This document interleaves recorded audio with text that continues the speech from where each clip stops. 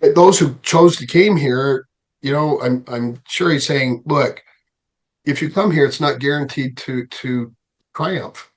You're not guaranteed to gain the kind of experience that you're seeking. You're not guaranteed even that you're going to have a full life experience. You're not guaranteed that you won't suffer a great deal. I guarantee it will be just for a small moment, but I can't guarantee that it will all be for your good, even though ultimately it will be. In that moment, you will be stopped because, I mean, if you get a brain injury that makes it so that you can't not really responsible for what you do, you're not going to be responsible anymore. But I'll promise you this: if you do go and you experience that, you will be the means through which others can learn to love because they'll need to take care of you. You'll be the one who is working for their good, for their progression and development and their love. Are you willing to do that? Mormonism with the Murph, where Larry Singh explores church history and the church's truth claims. Hello everyone, welcome back to my channel, Mormonism with the Murph, where Larry Singh explores the church's history and truth claims. And in today's episode, I'm joined with theologian and scholar Blake Ostler. Blake, thanks for coming back. Oh yeah, of course. I'm delighted to be talking with you again, Murph. Yeah, thanks. We did an interview before on your theory for the translation of the Book of Mormon. You have an article, The Book of Mormon is a modern expansion of an ancient source, I believe the name Right. is. And that was one of my favorite interviews as well. And a lot of people have been saying we need to get Blake Ostler back. But you are probably the expert, the OG, when it comes to Mormon theology and LDS theology. You've written a series, Exploring Mormon Thought, as well, 4-volume series, I believe. And you've done lots of Yep. articles in this. And I think this is a really interesting part of our beliefs is LDS theology and comparing it to perhaps other religions or traditional Christianity, classical theism as well, and how it might provide stronger resolutions to issue and just be more compelling or more appealing to people. So I think this can be a fun conversation. Uh, Looking forward to it. yeah. So maybe we could begin before we even talk about LDS theology. Maybe we could talk about some reasons or arguments for the existence of God. Maybe you could touch on what are some, would you say, compelling reasons to believe that there is a God who created the universe? Don't really believe that any of the classic arguments really work.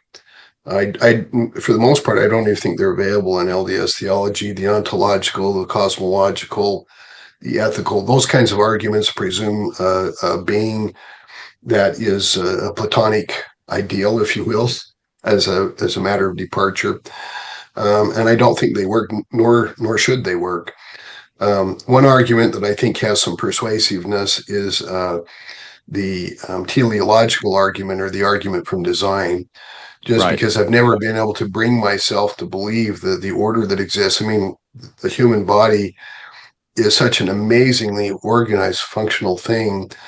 And I believe in evolution. I don't, I'm not a I'm not a special creationist in the remotely, but I don't believe without the explanation of an intelligent mind to guide evolution that it is remotely explanatory of what we see. But I don't think it's persuasive to those who don't already have eyes to see and have faith. I think it requires the Right. ability to detect and see the design. And so I don't think it's something that would be compelling to a person who doesn't already have the open possibility of an intelligent mind behind the design. Okay. And so I don't see it as a knockdown, if you're an intelligent person, you have to accept this argument.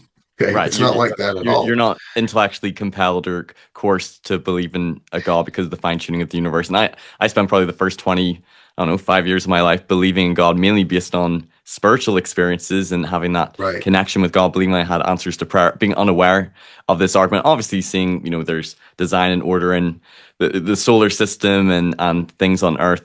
But I think the fine tuning arguments, it's interesting because physicists say that the physical constants and parameters are so finely tuned that if they were altered by just a hair, like one in a trillion, there wouldn't be the formation of stars and galaxies and planets, and therefore no life. If gravity was Right. altered to the tiniest particle or the rate of the expansion of the universe, and I guess you either can interpret it as happened by chance, or there was some sort of a multiverse, or it just had to be this way, or maybe there was some intelligent mind that designed it that way. It's just sort of intellectually, I find it compelling, or at least reasonable to believe maybe there was this intelligent mind or some designer behind it. Yeah, I've just never been able to bring myself to believe in a simple chance universe with the kind of order that we see. But that's me. I have eyes of faith. I think the only actual argument that works, and I think it's the only argument that actually should work, is from religious experience and direct religious experiences, such as you say, answers to prayers. I I believe that everybody comes with an already how do I say, inherent instrument to detect God's existence and presence. Okay. I think that we know through our hearts. I think my experience is that there is an energy in the heart that responds to interpersonal relations and to God's light and knowledge and presence. And I have experienced it powerfully personally. And I know exactly when I first recognized and realized God was speaking to me so powerfully, and it opened my mind to be able to see and know in a way that I couldn't have otherwise seen it. And I've had answers to prayers that are so inexplicable. I'll give you. I use this example quite often. I'm going to use two examples, and I've used this one widely. I gained my testimony at 14 years of age. In the summer of 1970, and I knew within me. I remember I was a sophomore in high school, and we were just going into an assembly. I sat down on some stairs that went up to the gymnasium where the assembly was going to occur, and this girl came and sat by me. And without even thinking about it, I simply knew. I just turned to her and said, I know this is going to sound strange, but God has a message for you. Stop thinking about suicide. And her jaw dropped and her eyes got wide, and she looked at me and said, how did you know? And of course, I didn't know how I knew. And I told her that. I said, I don't know. I just know. And she explained to me that she had an entire bottle of sleeping pills that she was going to go take right after that assembly to kill herself. And I thought to myself, what if I had gone to my head and become a head case and thought, well, that's stupid. You can't know that. That's stupid. Besides, you're a sophomore, she's a senior. You can't talk to her. If I thought about it, I never would have done it, but I didn't. I knew, and so I acted upon it.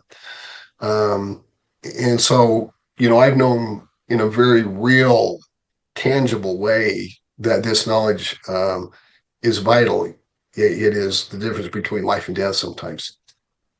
When I was a missionary, I remember I was in Torino, Italy, and we were walking to our area that we would track, and I'm walking with my companion, and we both look at each other essentially at the same time. We get to the end of this block, and he turns to me and says, and I knew it. I was going to just turn to him and say, we need to go back. And he turned to me and said, we need to go back.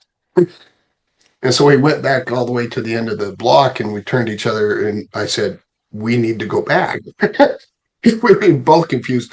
We went right to the middle of the block. Now, the interesting thing about the middle of the block is the gate that we were staying in front of had a house of ill repute on the first floor. And there were actually what we call campfire girls outside the gate. Okay. So it's like, we can't go in here.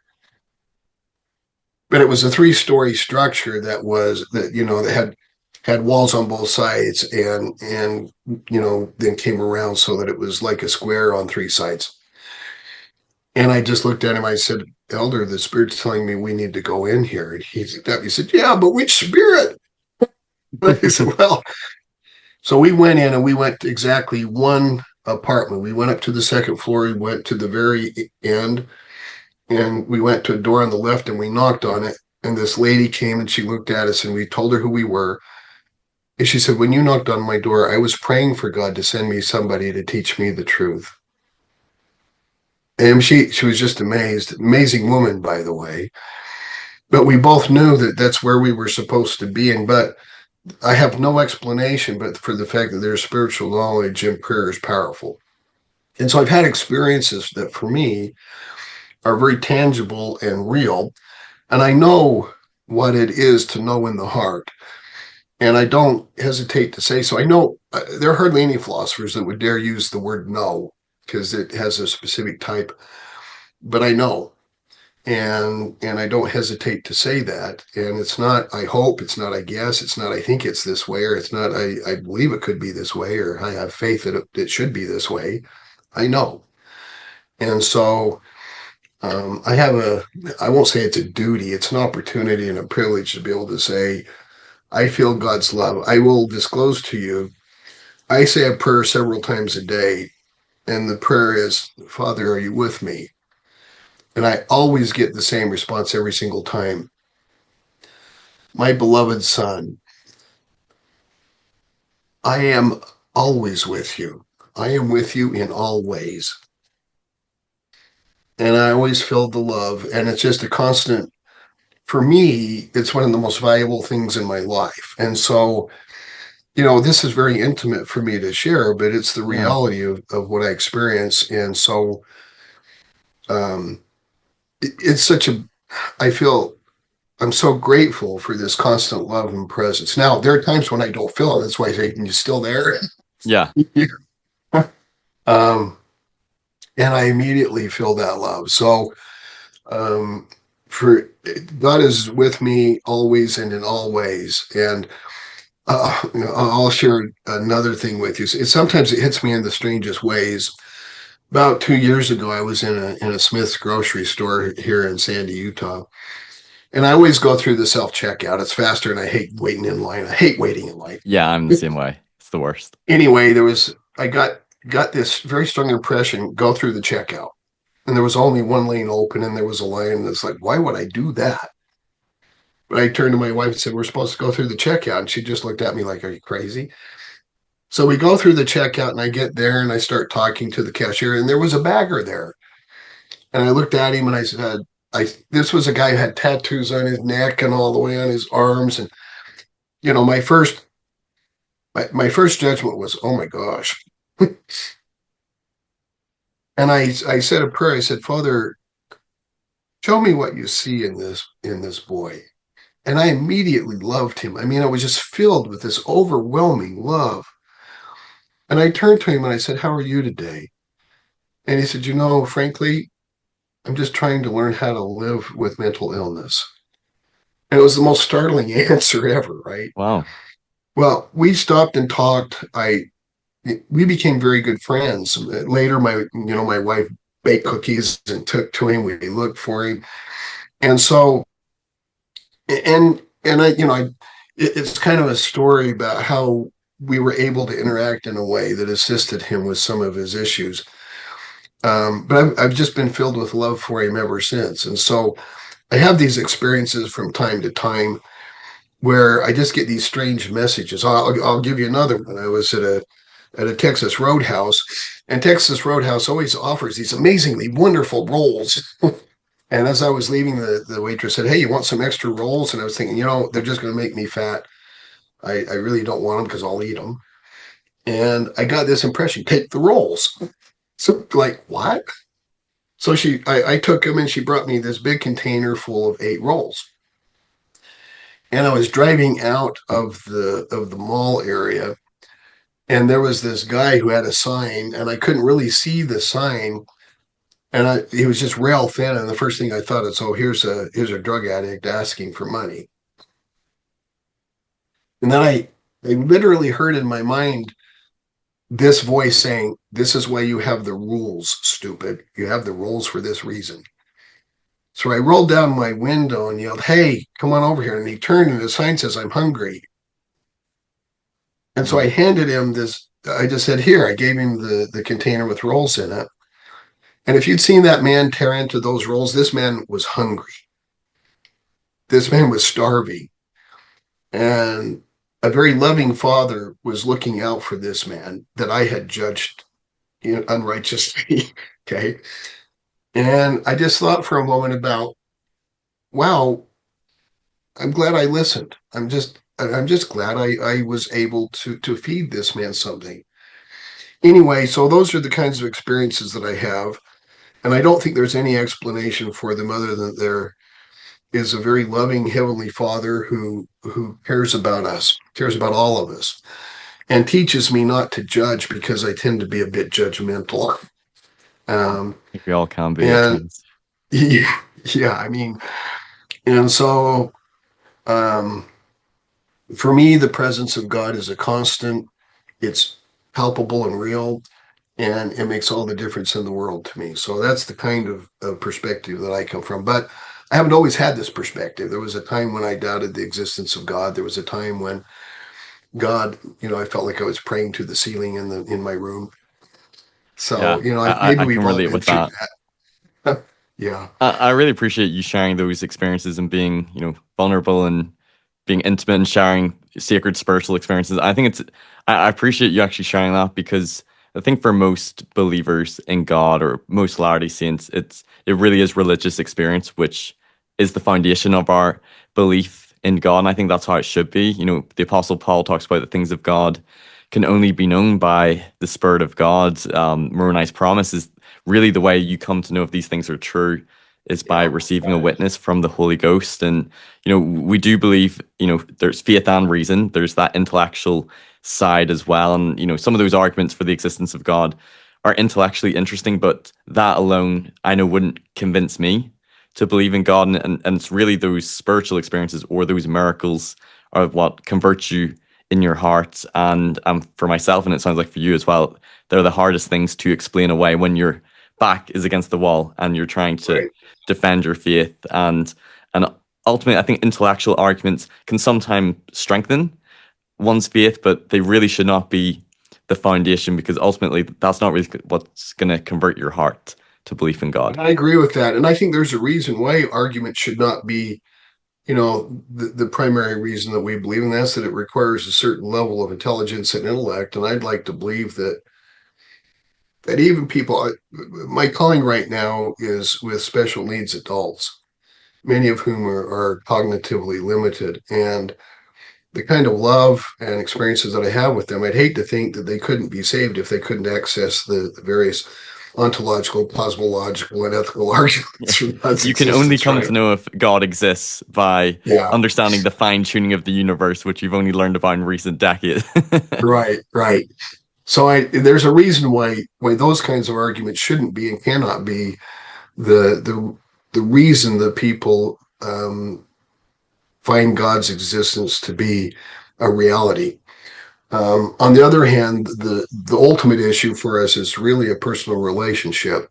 It's really that kind of the love that we have for one another, and so that ought to be the basis. It seems to me Yeah. for one's beliefs. So and those are it's the only thing that I actually find to be at all persuasive.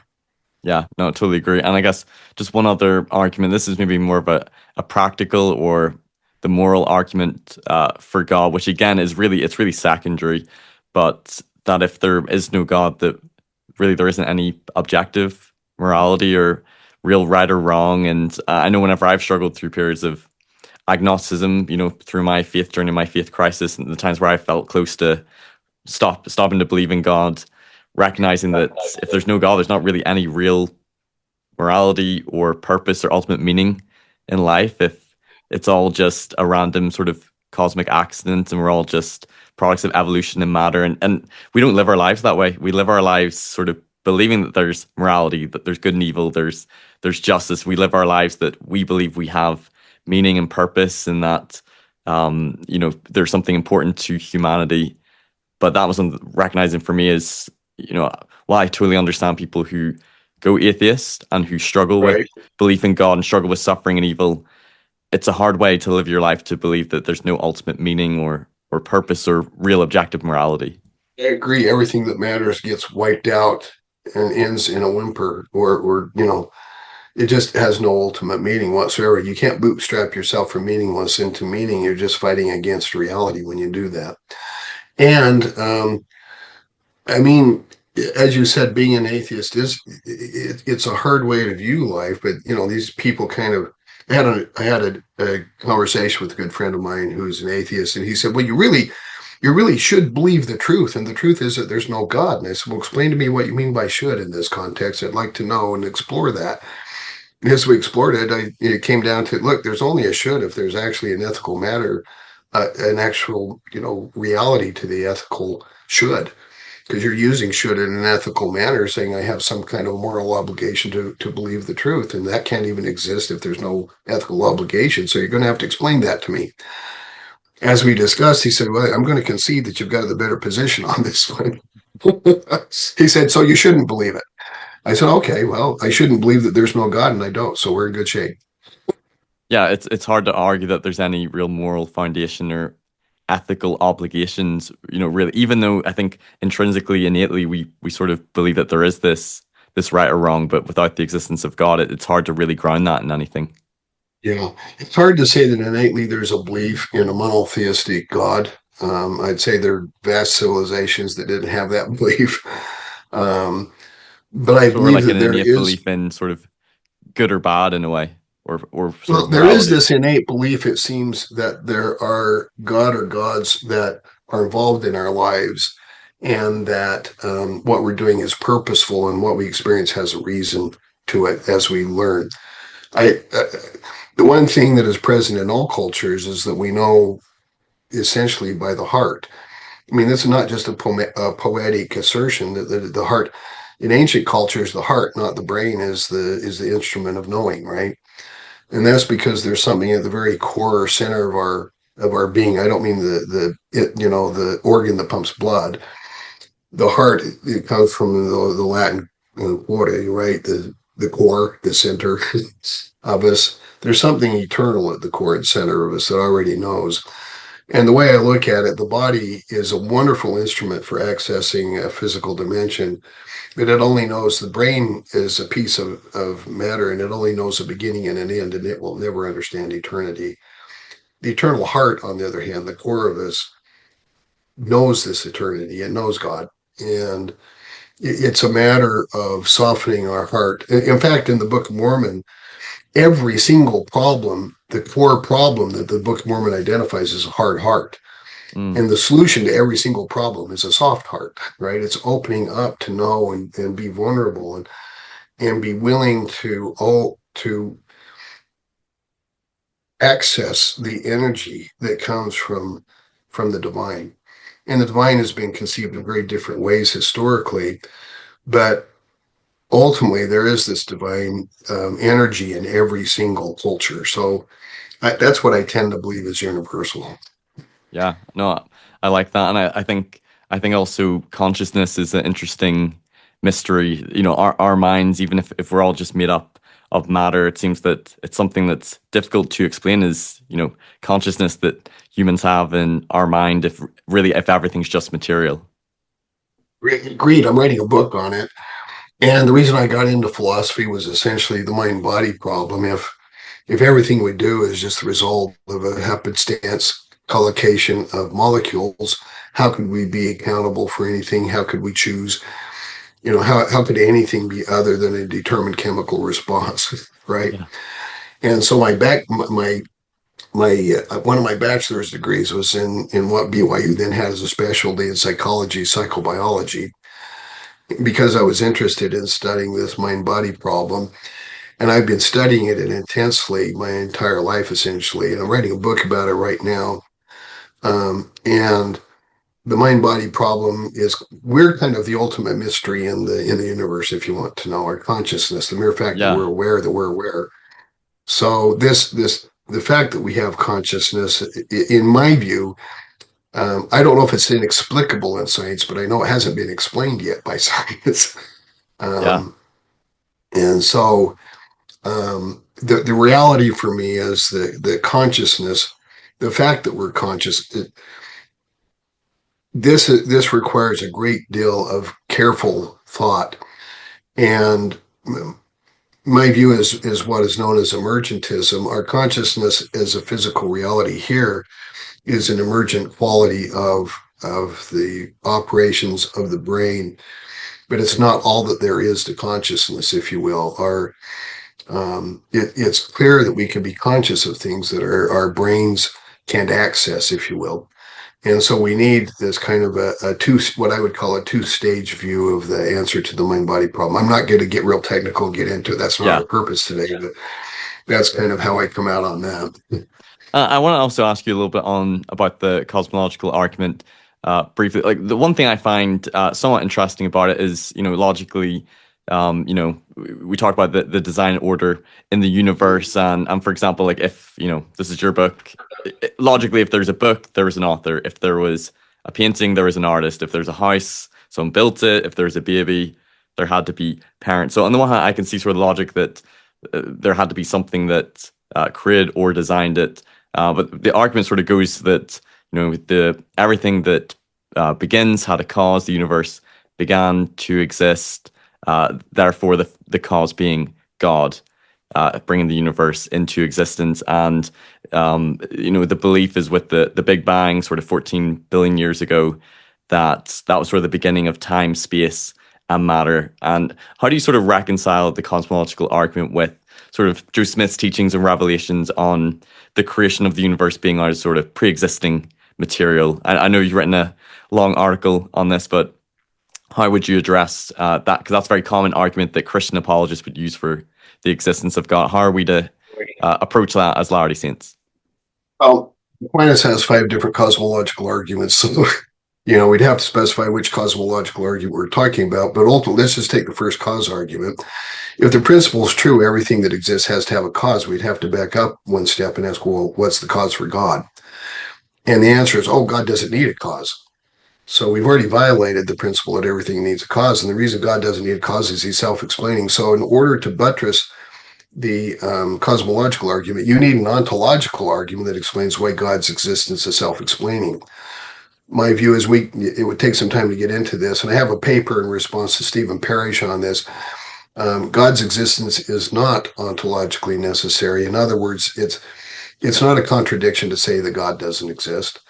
And the ontological argument that would purport to show that God doesn't need a cause is just logically problematic and, in my view, totally unsound. Every form of the ontological argument simply begs the question. Worse, most of them are incoherent because they depart from the notion that there's a greatest possible being where this perfection of God is an upper limit that can't be surpassed. But the reality is there is no such upper limit of perfection.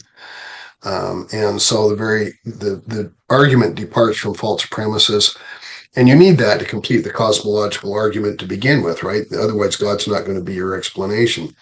And then the principle, everything, there has to be a first cause if there's going to be a series of causes, and that's just false. If every single event in the sequence is explained by a prior cause, there's no reason why there can't be an infinity of prior causes. So what you need then is an argument why an infinity of causes is impossible. And the response is generally, well, nothing's explained unless you have a first cause. And my response is nothing's explained even if you have a first cause because you don't have an explanation for the first cause. And so the argument is departing from a false premise that you need a first cause in order to explain a causal sequence. And it's just false that you need such a cause, because if every single event is explained by a prior cause, every single event is explained. So I don't view any form of the cosmological argument. The best form of the cosmological argument isn't, however, the first cause argument. That's only one of Aquinas' ways. The best cosmological argument departs from the principle of sufficient reason. And that is, every single event needs a sufficient reason to explain it. So imagine that you're sitting in your room and a big red ball just suddenly appears floating in the air. And you would say, oh my gosh, that's kind of weird. There has to be a cause for that red ball appearing and just floating in the air. Things just don't happen for no reason. Mm-hmm. And the very use of reason itself seems to presuppose that everything's going to have some kind of a rational explanation. And you can't say that you've explained everything. Every event can have a sufficient reason, but the entire sequence also needs a sufficient reason. So the argument from sufficient reason, in my opinion, is the strongest form of the cosmological argument. It's the kind of thing that only real, philosophical eggheads get involved with because reason, we have to have a reason for everything. But the bottom line is, as I've already said, there's no sufficient reason for God's existence. So you don't have a sufficient reason. but the very notion that you need a sufficient reason seems to be false. There are events that occur in quantum physics that don't have an explanation. So, for instance, and we can get into this further, the argument to explain how could there be an infinite universe would refer to a universe that is essentially beginning. And there's another argument from the Big Bang, which would suggest, well, the evidence all suggests that our universe began in a Big Bang event. But the reality is, because you get back to this initial event, what most people don't realize is that when we go back so far, we're not saying that there's an initial event. That's not what they're referring to at all. What they're saying to is the laws of physics break down when we get to a certain point in how small things are. It means we don't have an explanation at all. Everything breaks down at that point. The Big Bang, it does not, they don't understand the singularity is not an event. It is a limitation on our ability to reason about it, given physics. Okay, that's all it is. So from a physics perspective, they don't understand exactly what happened before the Big Bang or what. Well, they can't, because what they're doing is they're relying on the laws of physics to explain, we're explaining how the universe has expanded from this very small point. But when we get there, all of our laws of physics simply break down. We can't explain it. And so the explanation comes to a halt, not because we have an explanation in the first event, but because we can't explain beyond a certain point because physics doesn't exist. And in fact, if we're talking about a Big Bang, the prevailing theory currently is that there is, in fact, an infinite universe in the sense of everything that could possibly exist. Our particular pocket universe might go back to some kind of an event, but now, in fact, in 2015, there was a paper published in Physics Letters 2 that showed that the quantum mechanics actually shows that there is no beginning, there's an infinite universe. And that's just one of many cosmological theories. So when we get right down to what the evidence is about causes, presently they point to an infinite universe. In the 1990s, the Big Bang Theory was taken to say that there was a beginning. But this is the nature of science. It's always progressing, coming up with new things and disproving prior theories, right? Mm-hmm. So the notion that the Big Bang is a good explanation for the existence of our universe, it's now archaic. That's called the standard model of the Big Bang Theory. But the fact is that the present theories, you're looking at cosmic inflationary theories, and the ultimate reality is a cosmic vacuum, the ultimate chaos, if you will, okay? Where virtual particles flash in and out of existence when they have enough energy. The vacuum actually has a negative energy from which virtual particles are created. Virtual particles are particles that come into existence for a moment and then go back in to negative energy. But energy is the ultimate reality, and this vacuum has always existed. And there may be an infinite number of pocket universes that are created out of the vacuum, okay? There is being only one, which is an amazing thing to say when we consider the expanse and vastness of our own universe that so far exceeds our ability to grasp it, that we're already speaking in a foolish way. Yeah. And so when it comes to cosmological theories, the principle of sufficient reason breaks down at the quantum level. We have these virtual particles that flash in and out of existence. There's no reason, there's no ability to predict when, where, or how they're going to come into existence. And so the notion of sufficient reason has essentially been scientifically disproven. Okay, so the argument is empirically false. You would have to have an argument why the notion of sufficient reason is logically necessary, and there is no such argument because the notion of sufficient reason presumes logic as a starting point, and then would beg the question to say, oh, well, we have a sufficient explanation for logic, and it would become a circular argument. So there can be no good argument, a cosmological argument, in my view. And none of the cosmological arguments that I've seen hold any water, in my view. That was interesting. I remember They're listening really bad attempts. to Alex O'Connor and another atheist, and they were sort of ranking and going through different arguments for the existence of God. And something I found quite interesting in light of our theology is one of the critiques they had of the cosmological argument is just like the fact of like God creating everything from nothing. And he said like nowhere else in the universe is something like created from nothing. And then they posited like if there was some sort of creation out of like pre-existing materials that might make more logical sense. And I was like, oh, like that's actually kind of our view in our theology. Yeah, that's the view in our theology, and it appears right now. Science is ever changing, so I'm not going to get dogmatic about this. Sure. Right now, the cosmic vacuum seems to be the ultimate description of chaos, from which all matter is derived. Okay, so what it shows is that, and our notion, you have to understand our notion of matter and physics is really not like it used to be. Matter used to be thought of as little tiny, tiny particles of matter. You get to a point where it just doesn't get smaller, but that version of materialism has been proven false by physics. It just isn't the case. What matter ultimately consists in are kind of energy wave patterns of information. And ultimately, when we reduce it, because mathematics is the language we use to describe it, it kind of reduces to mathematics. Okay. Right. Which suggests to me that we have an epistemological or cognitive limitation in our ability to address reality. Mm. So, it calls for a good deal of cognitive humility, in my view, but I don't see any of the cosmological arguments holding any water at all. Mm. And not invalidating our theology and our view of creation out of Well, as a pre-existing matter of material. fact, as I said, I think that the present physics most strongly supports the Mormon view that all reality is derived from the ultimate chaos. And as we've already discussed, I think the best view is that the ultimate chaos and its organization is best explained by the fact that there is a mind behind it. Now, let me say that certain views of Mormonism will not work even with that description. So, if you take what I call radical King Folletism, the view that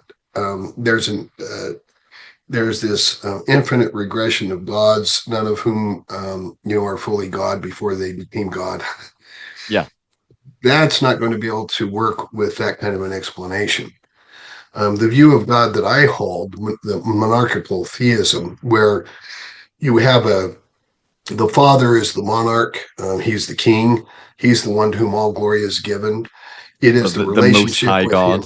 Right, he's the Most High God, El Elyon in Hebrew, and um, this Father, it's the relationship with him, and that there are three from all eternity who have been in a unifying and dwelling relationship with each other, the Father, Son, and the Holy Ghost, and that they have always been together, God, if you will. They're fully divine beings from all eternity because from all eternity they've made a free decision to love each other fully.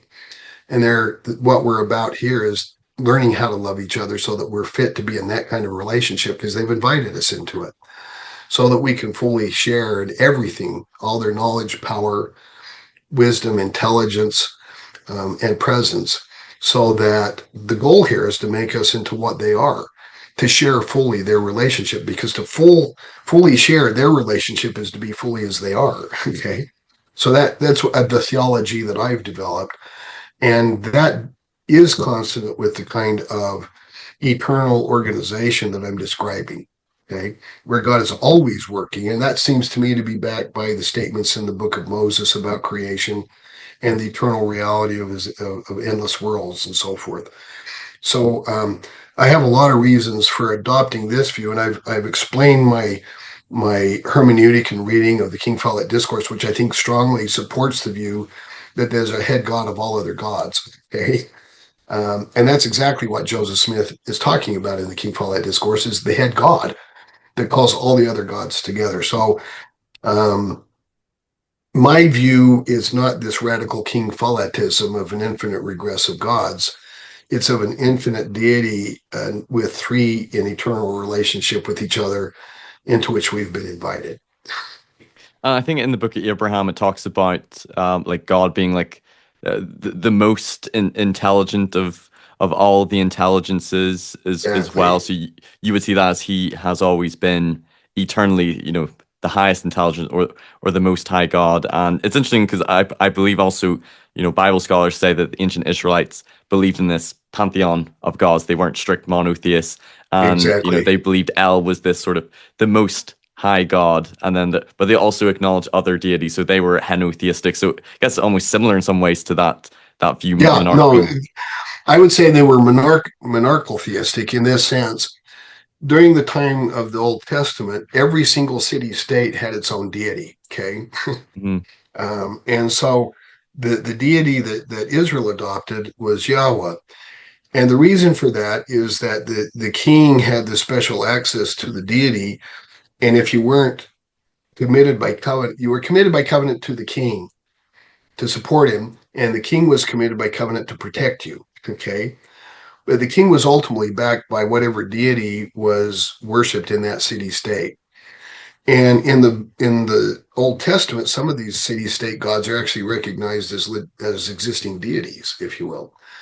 But even within the Israelite view, there was a pantheon of the sons of God that formed a council, and Elyon, or the Father, the most high God, was the head of the council, and he appointed Yahweh, his son, to be his primary vizier. His there's always a second hand man in a monarchical relationship, right? And so in Israel, Yahweh was appointed over Israel to be its God by El Elyon, by El Shaddai, the high God. Right. And every single, I would say, in every single Near Eastern ancient culture, they all recognized that there was this high God, if you will. In some versions, in the Canaanite version, um, God also had a consort or a wife. In Asherah. Israel, it was Asherah. Yeah. Right. But I don't see Asherah being adopted in the Old Testament. Now, that there are two reasons that may be. It may be that El Elyon didn't really recognize Asherah, and that's because Asherah was um, from from recognized as the Baal deity, and Asherah was worshipped in Baal worship, and so they were fighting that religion because it was something that was close to them, and a lot of Israelites were adopting that kind of religion, and then they adopted a kind of syncretism where they adopted both Yahweh as their god and Asherah, okay, as a deity. But the prophets writing the Old Testament, given its present redaction, fight against Asherah, and that she's not a valid, recognizable deity, and worship of her is tantamount to rejection of Yahweh. Now that may be because of the reforms of Josiah, Hmm. where he destroys all of the cult sites, all of the various temples throughout Israel, and centralizes worship in Jerusalem. And so it may be the result of a redaction where Josiah's view is prevailing. A lot of our Old Testament biblical texts go through these edits and redactions about that time, and you get the book of Deuteronomy out of that time. And so, And that was sort of the time where they were shifting from the sort of henotheistic view to more monotheism around the times of the reforms of Josiah. I would say that and I wouldn't say it's henotheism. Henotheism, um, you have to recognize that the worship of the one God is a matter of covenant faithfulness, and not this view that there are just many gods. It's more of a political kind of reality, okay? Mm. But I don't think that the Council of Gods, in my view, never really ceases to be a part of Jewish thought as you move into the captivity and the Second Temple period. So my view is that, So they weren't and even I've strict argued for this in monotheists my, even after the reforms of Josiah or the Babylonian they were exile. not. I mean, you could take the most intense monotheists, the Qumran, who wrote the Dead Sea Scrolls, but they clearly have a council of gods, okay, that are joined, by the way, by the people of Qumran. They are joined to become to be part of the same congregation as the council of gods and gods themselves. There's a kind of, I mean, they would never call it theosis, but from a Christian perspective, we'd say there's this kind of theosis. And I don't really believe that even the most intense monotheistic portions of the Old Testament, that is Second Isaiah, are really monotheistic, because the council of gods is recognized even in Second Isaiah at several points. And so, and the point, but the point of the monotheism is a political commitment to Yahweh as the only God of Israel, and they have to emphasize it because they're coming out of Babylon, and they have to. But there is this innovation that occurs where Yahweh is now the God of the whole earth. Okay, he's Mhm. not just over Israel, and so the real innovation is not monotheism; it's Yahweh's universal um, sovereignty over the entire world, even though there are other gods, it's sons of Mhm. God, if you will. Okay. Right, right. What's your thoughts on those who have pointed to the connections or similarities between our current theology, believing Heavenly Father is the Most High God? We've given him the name or the title Elohim, that Jehovah or Yahweh is the Son of God, but he's also like the God of Israel, the God of the world. He's the Savior. We believe that God has a wife, and some of the similarities to that ancient sort of pantheon of gods and connections to El and Asherah and to Yahweh, and this being, a restoration of what ancient Israelites believed. Do you see that as a strong argument, or do you think we should beware not making too many parallels? Um, well, I think it shows some continuity, but I would caution. It's very clear that it's not the case that Jehovah is actually the name. I mean, when Joseph Smith dedicates the Kirtland Temple in 1836, he prays to Jehovah as the Father. Right. And So that so, title can and be used for both the Father or for yeah, Jesus I Christ. see Yahweh or Jehovah as the name that is given by the Father to the Son. In other words, it's because what they're really looking at, the real relationship is a family relationship, and Yahweh is being designated as the heir and the one who shares the throne with the Father. And so he receives this name. In fact, that's exactly the position in Philippians. The name is given as an honorific title to the Son. So he's now Yahweh. That's the divine name. And so I don't want to get dogmatic about the Father as Elohim and the Son as Jehovah. And I certainly don't want to get dogmatic about a mother in heaven. I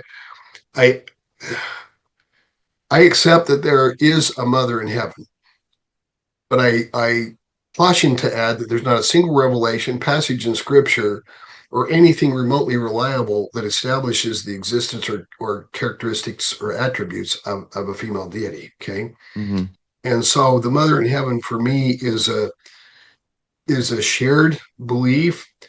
And I'm not going to get into my own experiences, but the bottom line is that we don't have anything reliable where we can say anything positive about. When I mean positive, I mean affirming of the mother in heaven. Okay, beyond the fact that there is a mother in heaven. Yeah. That's as far as we can go, which is not much. Okay, it's like I can affirm that there are oak trees, but I could say a lot more about them.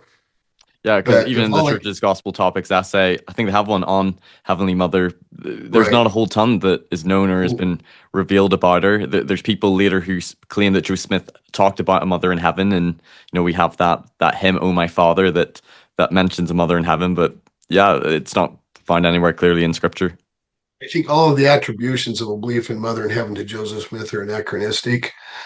I Oh, think they, yeah, I don't think that Joseph Smith actually taught it. And the reason for that is that what Joseph Smith did teach is inconsistent with there being a mother who gives birth to spirits, because he uses the terms intelligences and spirits ah, as synonyms.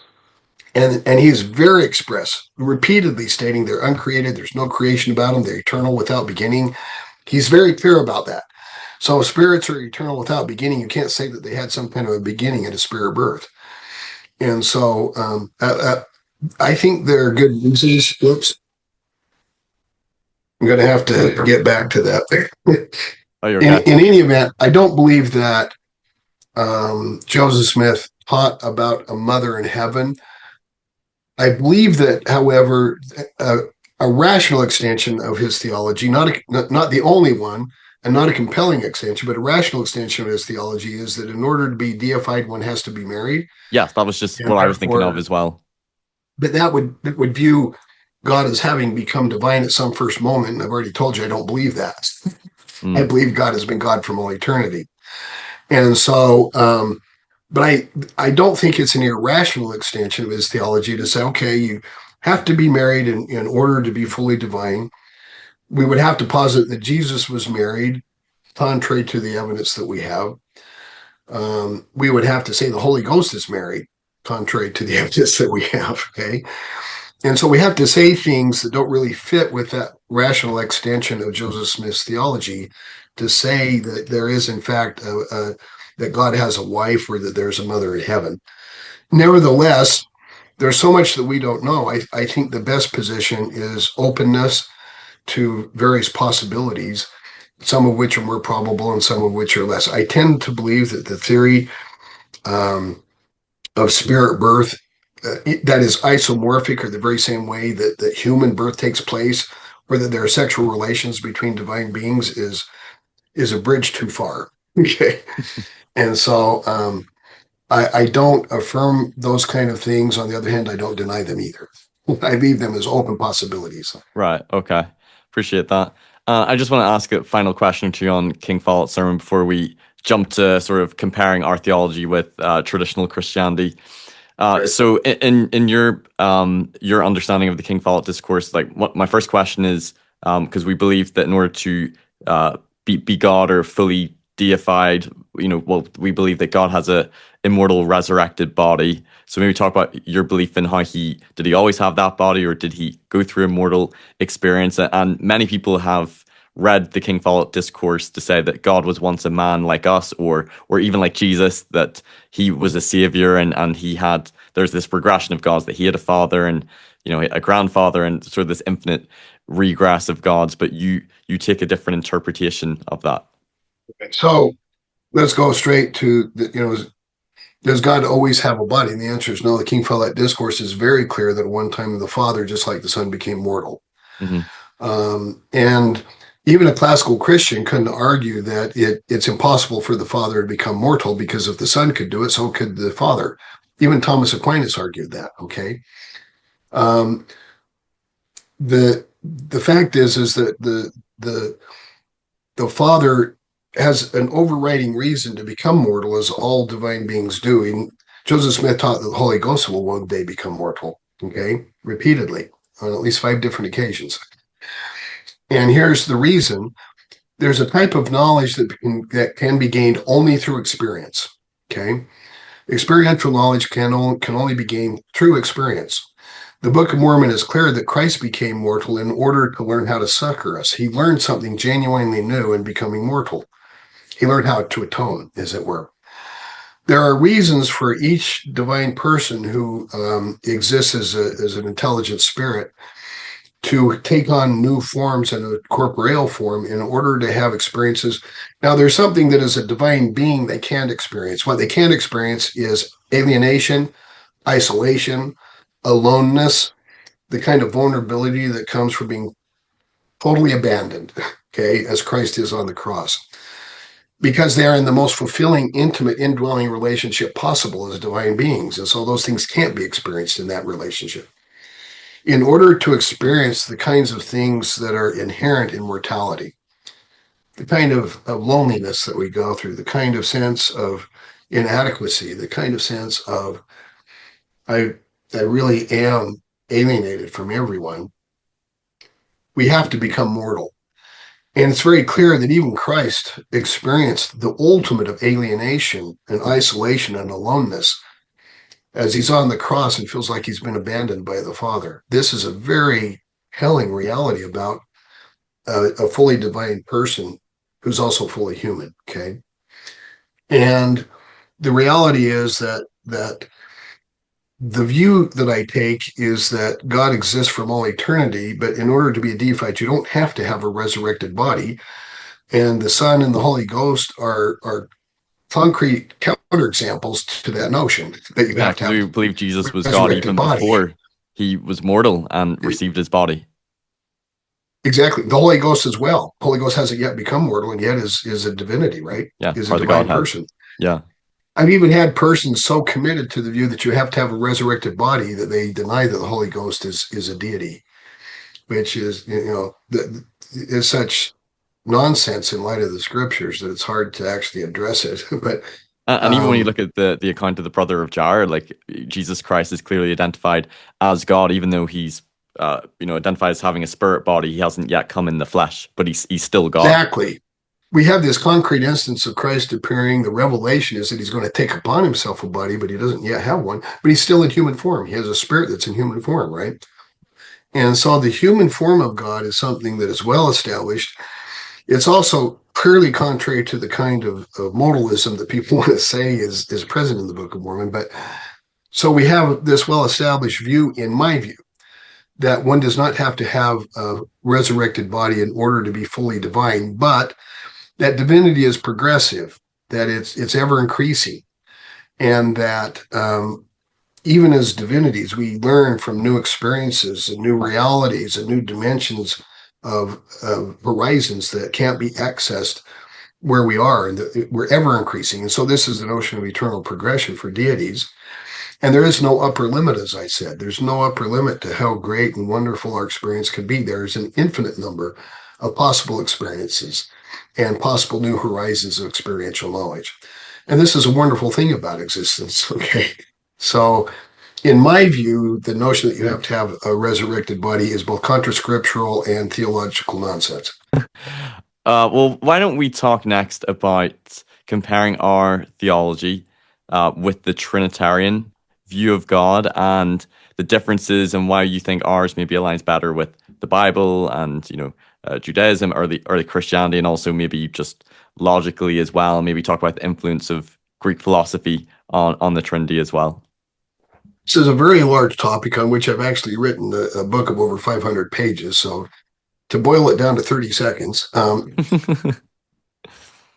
So the view of the Godhead, clearly Mormons, the LDS Church believes in a Trinity of a sort. There are three divine persons who have been God from all eternity, right? Stated repeatedly in the Book of Mormon, stated repeatedly in the Doctrine and Covenants, and in Joseph Smith's revelations that are uncanonized. So we definitely have a view of the Godhead, which is taken from a Greek term in the New Testament describing divinity, if you will. And we tend to be somewhat like social Trinitarians, but it's clear that we're not like classical social Trinitarians. And I'm going to just refer people to my book to understand what I'm saying with that. So we have this Trinitarians notion being like perfectly united in will, purpose. They're completely harmonious. The only I guess difference is that you don't believe that they share the same substance or the same being. And what I take that to mean, so to share the same substance is, when you say that, it's a very vague way of explaining things. It could mean because all humans share the same human substance of humanity. So you could say there are three who shared the same substance, and it could be they shared the same human substance. There would be just three persons. So saying that they share the same substance really doesn't solve much. Because they could all be the substance of a divine being, which we wouldn't find necessarily problematic. So we believe they're all divine beings. Exactly. They share a substance of divinity, if we want to use the term that way. We reject the term substance because what it really means is the substances they share is that of the single one God, Yahweh. Okay, just one person. And I argue for this at length, that the classical notion of the Trinity, either as the social Trinity or as the Latin monistic Trinity, where God, the analogies used to explain the Latin Trinity are three qualities of mind, for instance, so that God is like thought, consciousness, and feeling. Okay, they're three realities, but they're all had in the same, just one person. They tend to be very monistic. My view is that, and I've argued for this and given logical argument showing that it's just an incoherent assertion. So, the common argument that classical Trinitarians just don't know how to count to three, I think can be demonstrated to be true.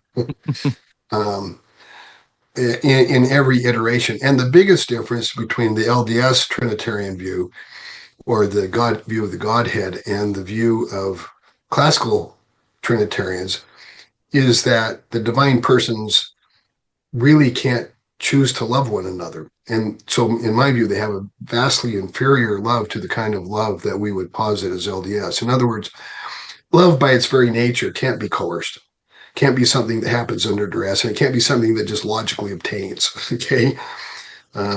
It's like, well, I love you just because I'm the kind of being that I am.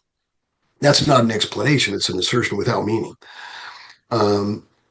So the biggest difference is that from all eternity in the Mormon view, the Father, Son, and the Holy Ghost have freely chosen to be in relationship with each other. They love each other fully because they've given themselves to each other. And it's this very gift nature of love that can't be present if there's no free choice about it. I can't freely give myself to you, and a gift can't be something that you have to do. It can't be something that's required just because of the being you are. It's a full-blooded choice. And so in my view, the kind of description of love between the Father, Son, and the Holy Ghost given the LDS Godhead is the only one that allows for a really meaningful and genuine view of loving each other. When we say that God is love, I would say we mean that very literally, because what makes them fully divine is the fact that they love each other so completely that they mutually indwell in each other. They co-inhere in each other would be a term used by Christians, right? So it's because of this complete love that they have for each other that they're divine. It's the same with us, by the way. There's no distinction between us and the way that we can be divine for the members of the Godhead.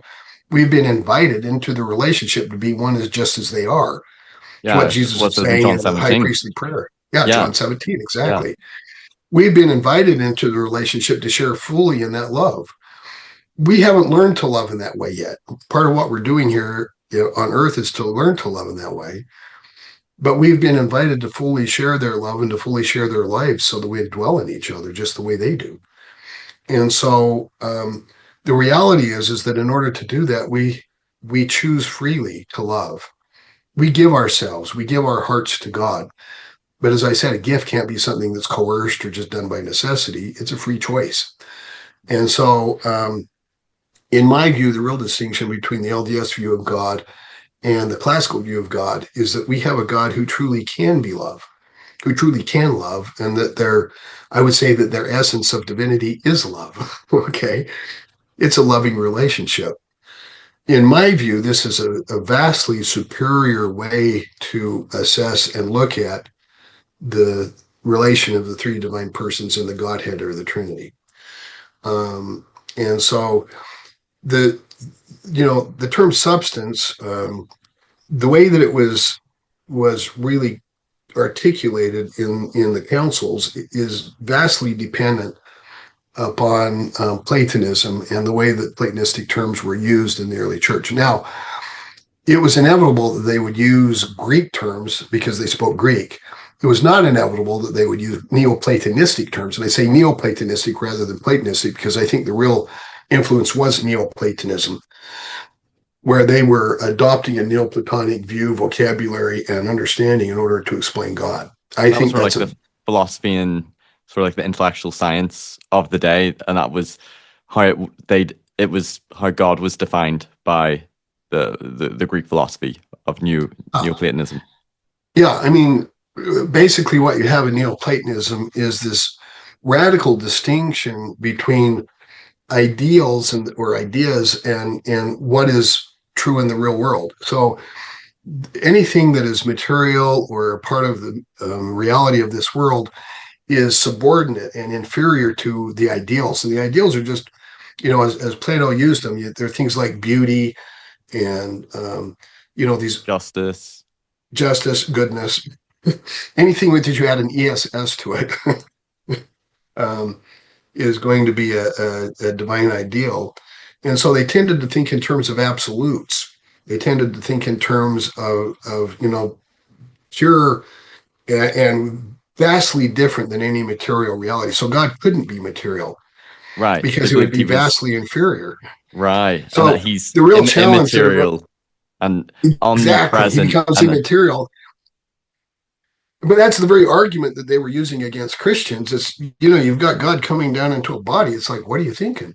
That's Yeah, vastly inferior to the divinity. Okay. that And wouldn't have that been was intellectually appealing in to the, the Greek philosophy of the time.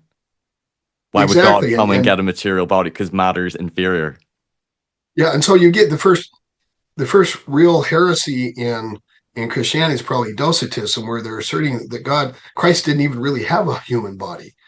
He didn't really have, he appeared to be material, but he wasn't. Okay. Wow. He appeared to have a body and he appeared to suffer, but he didn't. It was all just, he was acting so that people would think he was suffering. And Docetism, of course, is roundly rejected in the letters of John.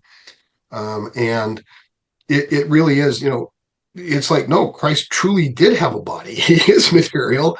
He died and he came back in a resurrected body. The Gospel of Luke is at pains to demonstrate and show how Christ had an actual physical body in the resurrection. Come and fill me and see.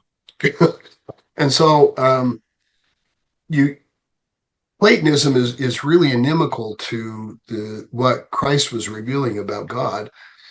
But that's what they adopted, and in so doing, we get this very Platonistic description of both the first at Nicaea, where you get the description of the relationship between the Father and the Son of being of one substance, and then, which by the way was kind of a compromise. Substance saying that God is just one substance, as I said, is a very vague assertion that doesn't solve much at all. Mm. But when they come to the two nature theory of Christology at Chalcedon, it leads to these vast contradictions that really, in my view, are a real logical mess for classical Christianity. I discussed that in the first volume of Exploring Mormon Thought in the last chapter at length, or the second to the last chapter, penultimate chapter. Okay. Right. So my view is that the classical view of the Godhead, or well, they would say Godhead, they would say the Trinity, is a Platonistic amalgamation that is really quite inimical to what was really being taught in the New Testament by Christ. Because I it's quite think that clear that the earliest Christians and in the New Testament that one, they believed the Father and Son were distinct, but they believed that the Son was subordinate to the Father, yeah, and the Son referred to him as like, the one true God, or the Father is greater than I. There's things that the Father knows that the Son doesn't know, and it's clear the right, earliest Christians viewed it that way. But in the Trinity, they can't view Jesus as subordinate to the Father, because he's part of this eternal substance that can't be divided. It's immaterial, omnipresent, and right. he's always been eternally God. And that kind of comes out of the conflict that they were trying to resolve. So you had an Arianism on one side that said that Christ really wasn't fully divine. He was a creature, he's created. Hmm. And on the other side, you had the what I'd say are the Cappadocian Fathers, and the view that no. So what we're trying to explain is, how is it that Christ is everything that the Father is, and yet still be distinct in some sense? Yeah. That's what they were going for, right? And you have the real problem. But I mean, interestingly, in Nicaea, they clearly distinguish the Father is the one true God, identified in the Nicene Creed. If you read the Nicene Creed, you'll see that there's this clear distinction between Christ and the Son. All they're affirming is that he's of the same substance. And I would paraphrase that to say what substance means here is simply saying whatever the Father has that makes him divine, the Son also has. Okay. And so the Son is everything that the Father is in terms of his divinity, and there's no real difference between them in terms of divinity.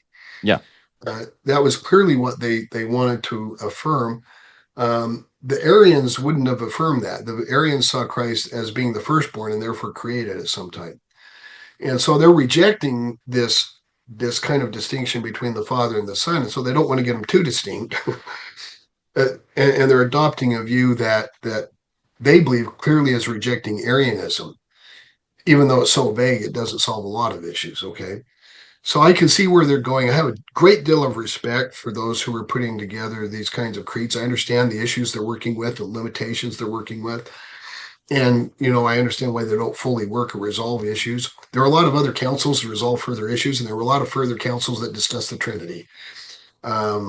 And you would That's bought view it as this is post-biblical and this is this infusion of the Greek philosophy of the day. every single one of these councils is really a restatement of Neoplatonism and Middle Platonism, okay, Yeah. and later of Aristotelianism, because Thomas Aquinas adopted the matrix of Aristotle's thought as the basis for his theology. So, in my view, what we get out of what I'll call traditional Christianity is really an amalgamation of Greek philosophy and the scriptures as they understand them. But it's a very poor matrix in which to pour Christianity. That's what they were doing. Mm. Yeah. And it's interesting because, Jesus is referred to as like the great I am, and, his pre-existence is spoken about that he is eternal, but sort of the God of the philosophers, that he is, the first mover, or he's the first God, first cause. So if Jesus isn't the same being as the Father, then they would have seen him as, well, he's created, which is sort of problematic because he's clearly referred to as being eternal and divine. So you can sort of see how they're trying to make sense and try to harmonize some things. There are statements that he's the firstborn, and they know what it means to be born.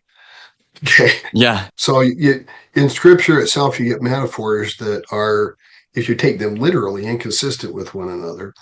And so my view is they're doing the best they can with what they've got. But here's the bottom line for me. They don't claim divine revelation to solve it. They're just claiming they've got good enough noggins and that they're so smart they can figure it out. Yeah. And I think they were well-meaning, and like in some ways I can almost understand, I almost appreciate that they're trying to make sense of this and trying to reconcile it with the philosophy of the day, and trying to make sense of one God and three persons. And then it's interesting that it refers to like the Trinity having no body parts or passion, and believing they share this divine essence and their omnipresence and out of time and space. And it's kind of hard to sort of reconcile that with the Bible and descriptions of prophets seeing God. Like surely the ancient Israelites, they had this view of God as being physical and anthropomorphic, and even the earliest Christians and many prophets who claimed to see God, they would have visions like Isaiah seeing the Lord on his throne, or Jacob or Moses when he would see God face to face, or Stephen's Ezekiel expressly states that God had the form of a man on a throne. Yeah. I mean, he expressly states it. Okay. And you get in Stephen the most common scriptural reference in every single document in the first 200 years of Christianity. The most common scriptural reference to define the relationship between the Father and Son is Psalm 110.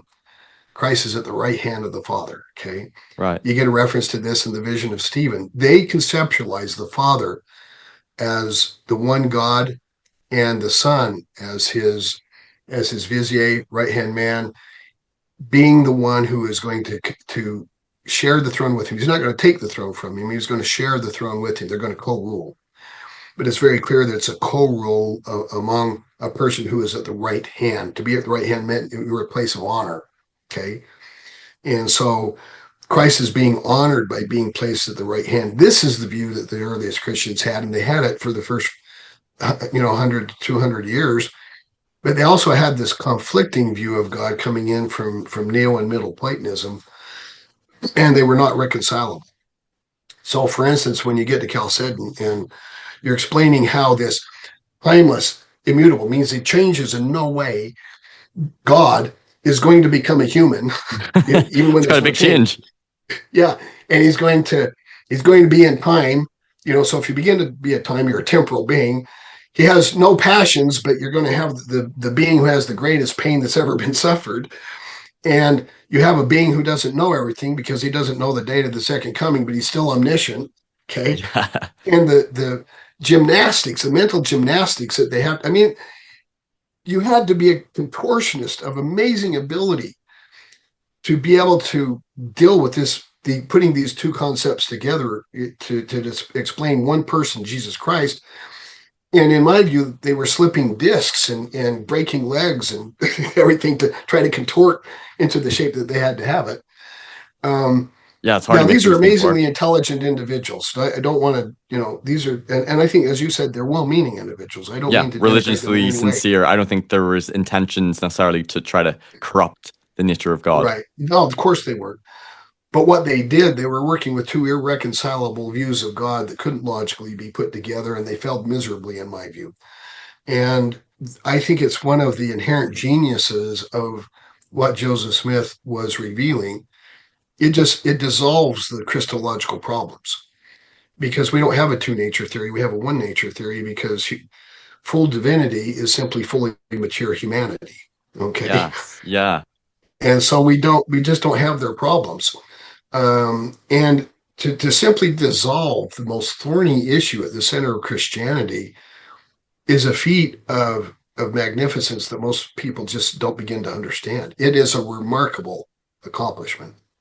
And this view of sort of the God of the philosophers being, the first mover, the uncaused cause, he's immaterial, this divine essence, Right. omnipresent, and that matter is considered inferior, and that he's the only necessary being. Everything else is sort of contingent, everything else is created, sort of created this ontological divide. Barry Bickmore was, in his book, really laid this out well for me, that this view of God Who is is it? Who is omnipotent. it that lays it out? Barry Bickmore, his book, Oh, Barry Bickmore, right. Restoring Early Christianity, or I Right. can't remember the name Have of you his read book. the first volume? You read the first volume of Exploring Mormon Thought?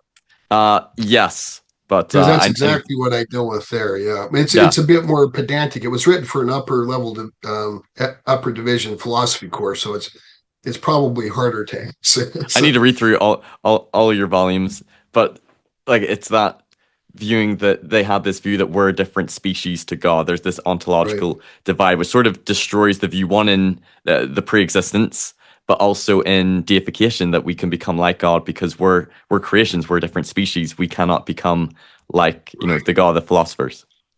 Makes theosis and divinization impossible because we're logically different orders of being. And imagine the kind of problem that they had because they viewed material reality as vastly inferior to the mere ideas, right? The mere Platonic ideas. Hmm. And they had a devil of a time explaining not merely why Christ took on a body, he had to experience things, but imagine he was so stupid. Not only did he have a body, after he died, he came back and got it again. And so, he has this resurrected body, which I would say a majority of Christians believe he retained. He didn't, some Christians believe he just sloughed it off. They have no explanation for anything or why he would even be resurrected for that matter. Why didn't he just stay a perfect spirit? If that's because that's what God is. He's a perfect spirit, right? Yeah, that was something I sort of wondered whenever I was, whenever I was in my faith crisis and stepped away from the church and was, going to Christian churches and reading about the Trinity and sort of trying to understand it and then learning about like, oh, believing that they're all omnipresent and immaterial and share this divine essence. One of the questions I had is, well, is Jesus still the same essence or substance now that he has a resurrected body? Or how do you really distinguish between the Father and the Spirit if they're both omnipresent without body parts and passions? And some of those things I found very incomprehensible, and often it's just described as a mystery, but it's hard to make those things sort of intellectually work. Oh, there's a place for mystery. Cognitive humility demands that we recognize there's a lot about God that we not only don't know, but we cannot grasp at this point, right? Sure. But one thing is clear, the use of mystery to escape a logical contradiction is not a good use of the term mystery. And what they're doing is, what they're describing is simply logically incoherent. And they use the mystery option as a way simply to avoid the clear contradiction and incoherence in their views. That I don't have a lot of respect for. Okay. The people writing the creeds were doing the best they can, and they don't rush to the mystery option, though they recognize that there's a good deal we don't understand. They're still fully explaining these ideas, so they think they understand enough. That one of the great things about the restoration, in my view, is that God becomes much more intimate, I don't want to say understandable, because I don't even think my wife is understandable, to be honest with you. But bottom line is that, and this is a good thing, she's a mystery to me because she's always new and creative and a growing living person. This is a Keeps you wonderful on your thing. toes. So I don't say that to denigrate her, please. Um, but what I want to say is that it makes no sense to me to try to take this to say that I have this view of deity where he can't possibly be a material reality. But the primary revelation of Jesus Christ is that God is a material reality. That's the primary revelation. He came among us and he remained among us with a resurrected body. Right. And it just putting that kind of Christianity together with their Platonism, in my view, was simply logically impossible to achieve. So they had an impossible task in front of them. And of course, it never occurred to them because, like us, we have so many assumptions in our worldview that we're blind to them. We don't realize all the assumptions we're making. They're just givens in what we accept. The scientific method and the scientific worldview are part of what we just accept. And so, I'm not faulting them. They were just being human in what they were doing. But what they came up with is just vastly, remarkably inadequate. And I think it can be shown. And I think once people grasp and see that, I can't tell you. I have so many people read my first volume and they go, I don't know anybody, understanding what they actually believe about God is going to accept it. Yeah. Because what they describe about God is the very opposite of what Christ reveals about God. Yeah. Yeah, so interesting that. I remember actually what my question was from earlier in the discussion. So maybe we could briefly address this because you Uh, talked about how Jesus was God and divine, but in order to almost reach his full potential or perfection, he needed to go through a mortal experience. I remember what my thought was that left me was, there's a scripture that talks about how Jesus became perfected by things that he suffered. And it's interesting in when Hebrews, Jesus, yeah. yeah, when he visited the Nephites after his resurrection in the Sermon on the Mount, he talks about be ye therefore perfect, as your Father in heaven. But then after his resurrection says, be ye therefore perfect, even as I, or your Father in heaven. And that in order for him to reach his full perfection, he had to go through that mortal experience and ultimately, his experience in suffering and the atonement to reach his full perfection. And you're saying that even though he was still a God before that, he still had to go through that to reach his full highest potential. And it's because divinity itself is progressive and ever expanding. It's a dynamic, not a static reality. It is an ongoing movement into ever further horizons rather than a simple ultimate goal that you've reached. So if I ask, what is the greatest number of possible home runs in a baseball game? The answer is, well, there is no such thing. But if I ask, what's the greatest score you can get in golf? The answer is 18, right? Hmm. And the divinity of God is like there's no greatest possible integer. And God's perfection realizes that there's no greatest possible perfection. The Christians think of God's perfection like a golf game. You can only golf 18, and that's the best you can do. And so we have very different notions of what divinity is, because divinity is a dynamic, ever-growing, living reality, not this static. And that's where the Platonism comes in. For Platonists, there is this ultimate reality that you can't increase or be better than. Okay, it's the greatest that can be. And so you have this, and that's what perfection means for Platonists. But that's not what perfection meant for Christ. It's not what we mean by perfection. Perfection is a dynamic, ever-growing reality. It's And like a living person. and what's your thoughts on the belief in eternal progression? And do you believe that God is still progressing when it comes to knowledge, or do you see it more as like expanding and progressing in His creations? Creating worlds, limitless worlds and universes, but also in us, reaching our exaltation and having those divine relationships. How would you understand God's sort of eternal progression? Oh, God is eternally progressing in the sense that there is an infinity of experiences. There's no limit to the kinds of experiences he can have and learn from. So, in terms of experiential knowledge, he's ever increasing and ever growing. In terms of technological knowledge, there's not some reality that occurs that he doesn't know about that would defeat him because he just hasn't got around to figuring it out yet. Technologically, he has full, complete knowledge, but in terms of experiential knowledge, um, it's an ever increasing. There's no greatest possible integer type of perfection. The truth is, though, that love is ever expanding as well. The ways in which we can love each other and express our love and ever be growing in love is also without limit. And so God's ability to create more and more and new experiences and to show us his love for us is an unlimited reality without some greatest possibility. Logically, it just doesn't exist. And so God is ever increasing in these realities, and it's a matter of logic that he couldn't possibly reach the greatest possibility because there isn't one. Mm.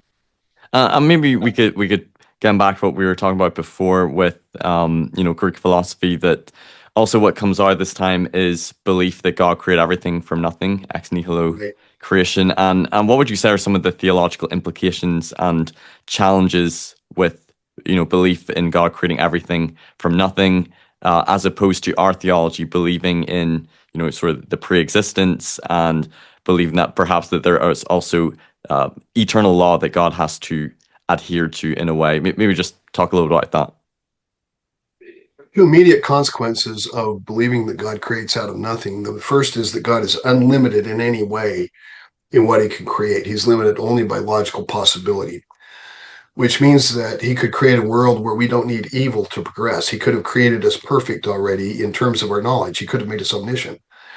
And the question arises, well, why didn't he? He could have had a world with no natural evil. Why didn't he create that world? He's unfettered and unlimited in his power. The second implication, and among many, is that we can't be really like God is. We're of a different order of reality. We're created. And so, in our very ontological being, we're a distinct kind of being from God, and we can never be the kind of being that God is.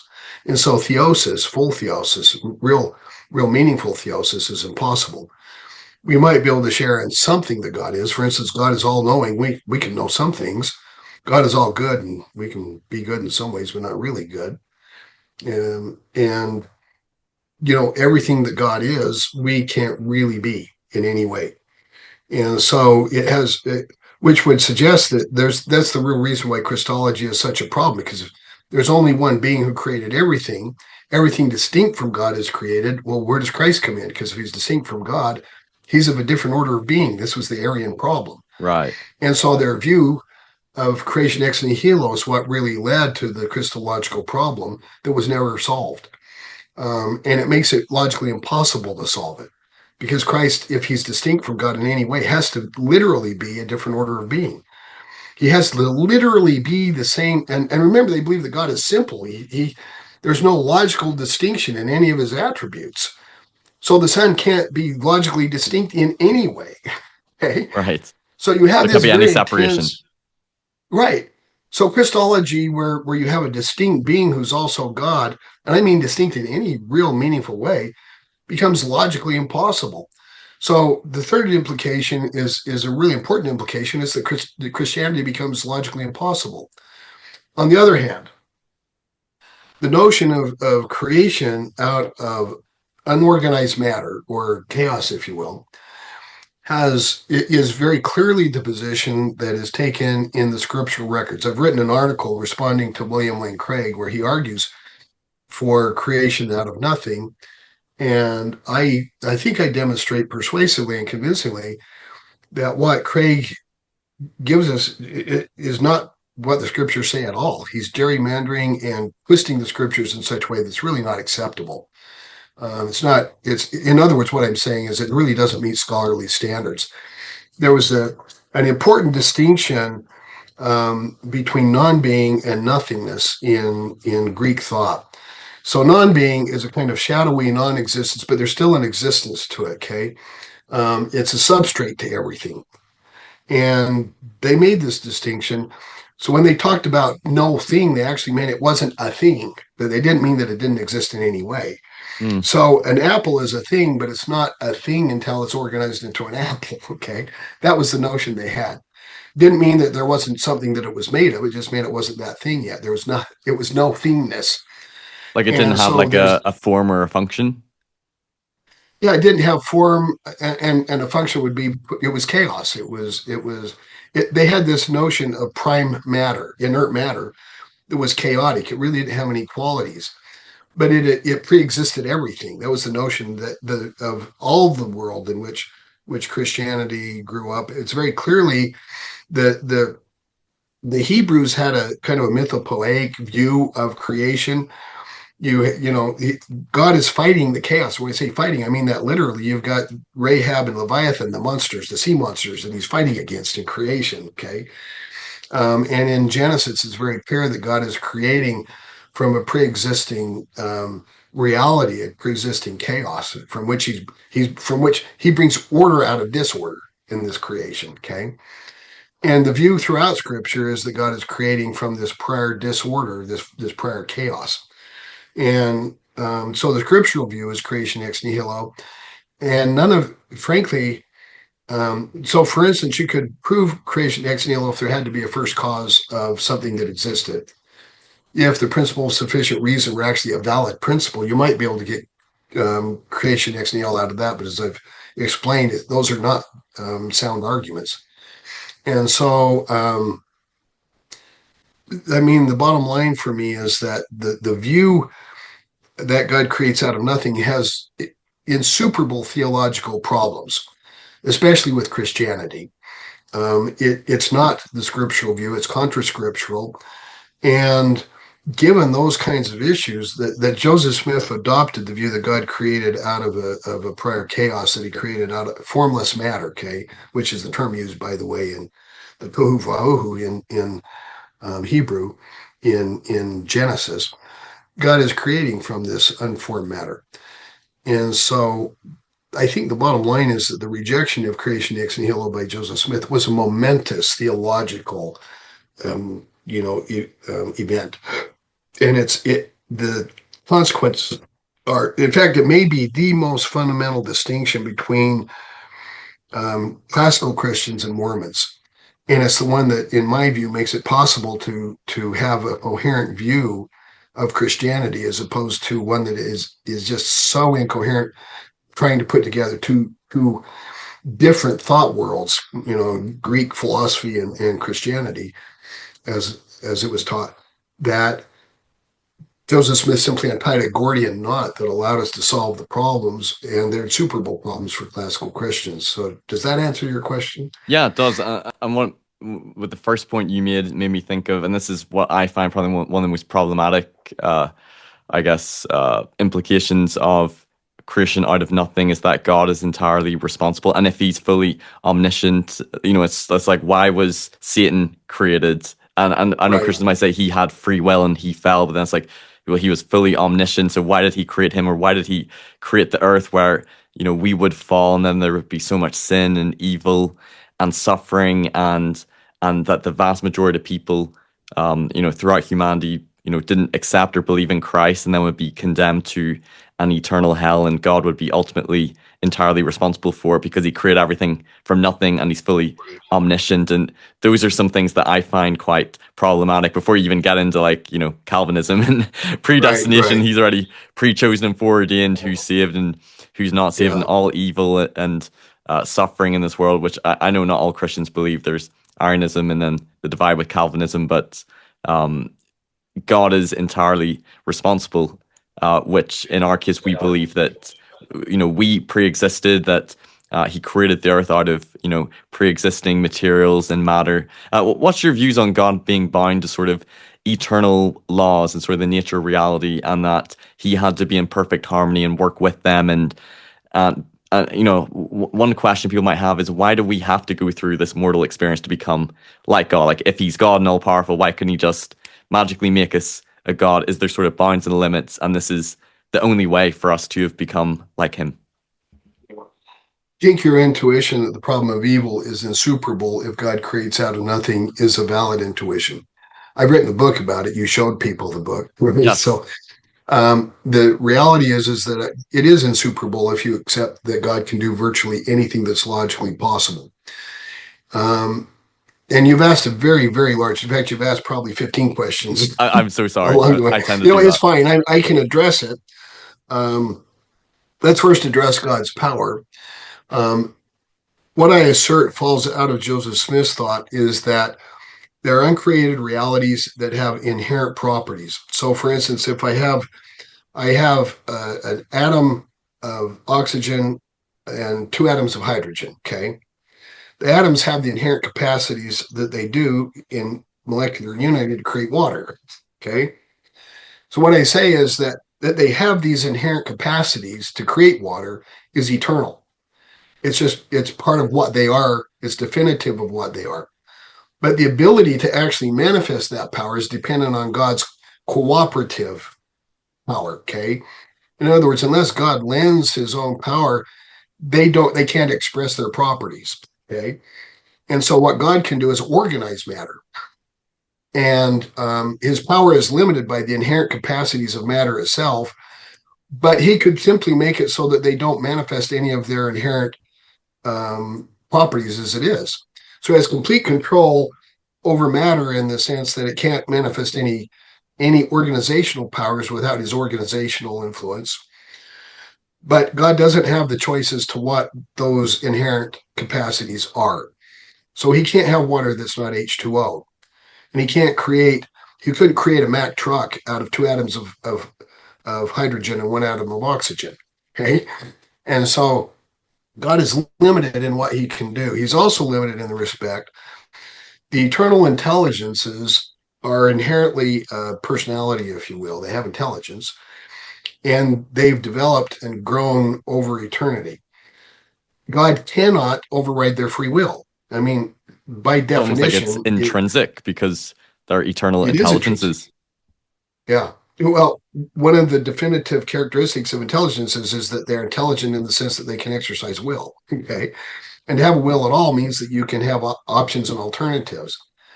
And in exercising their will, they choose what they will be in a sense.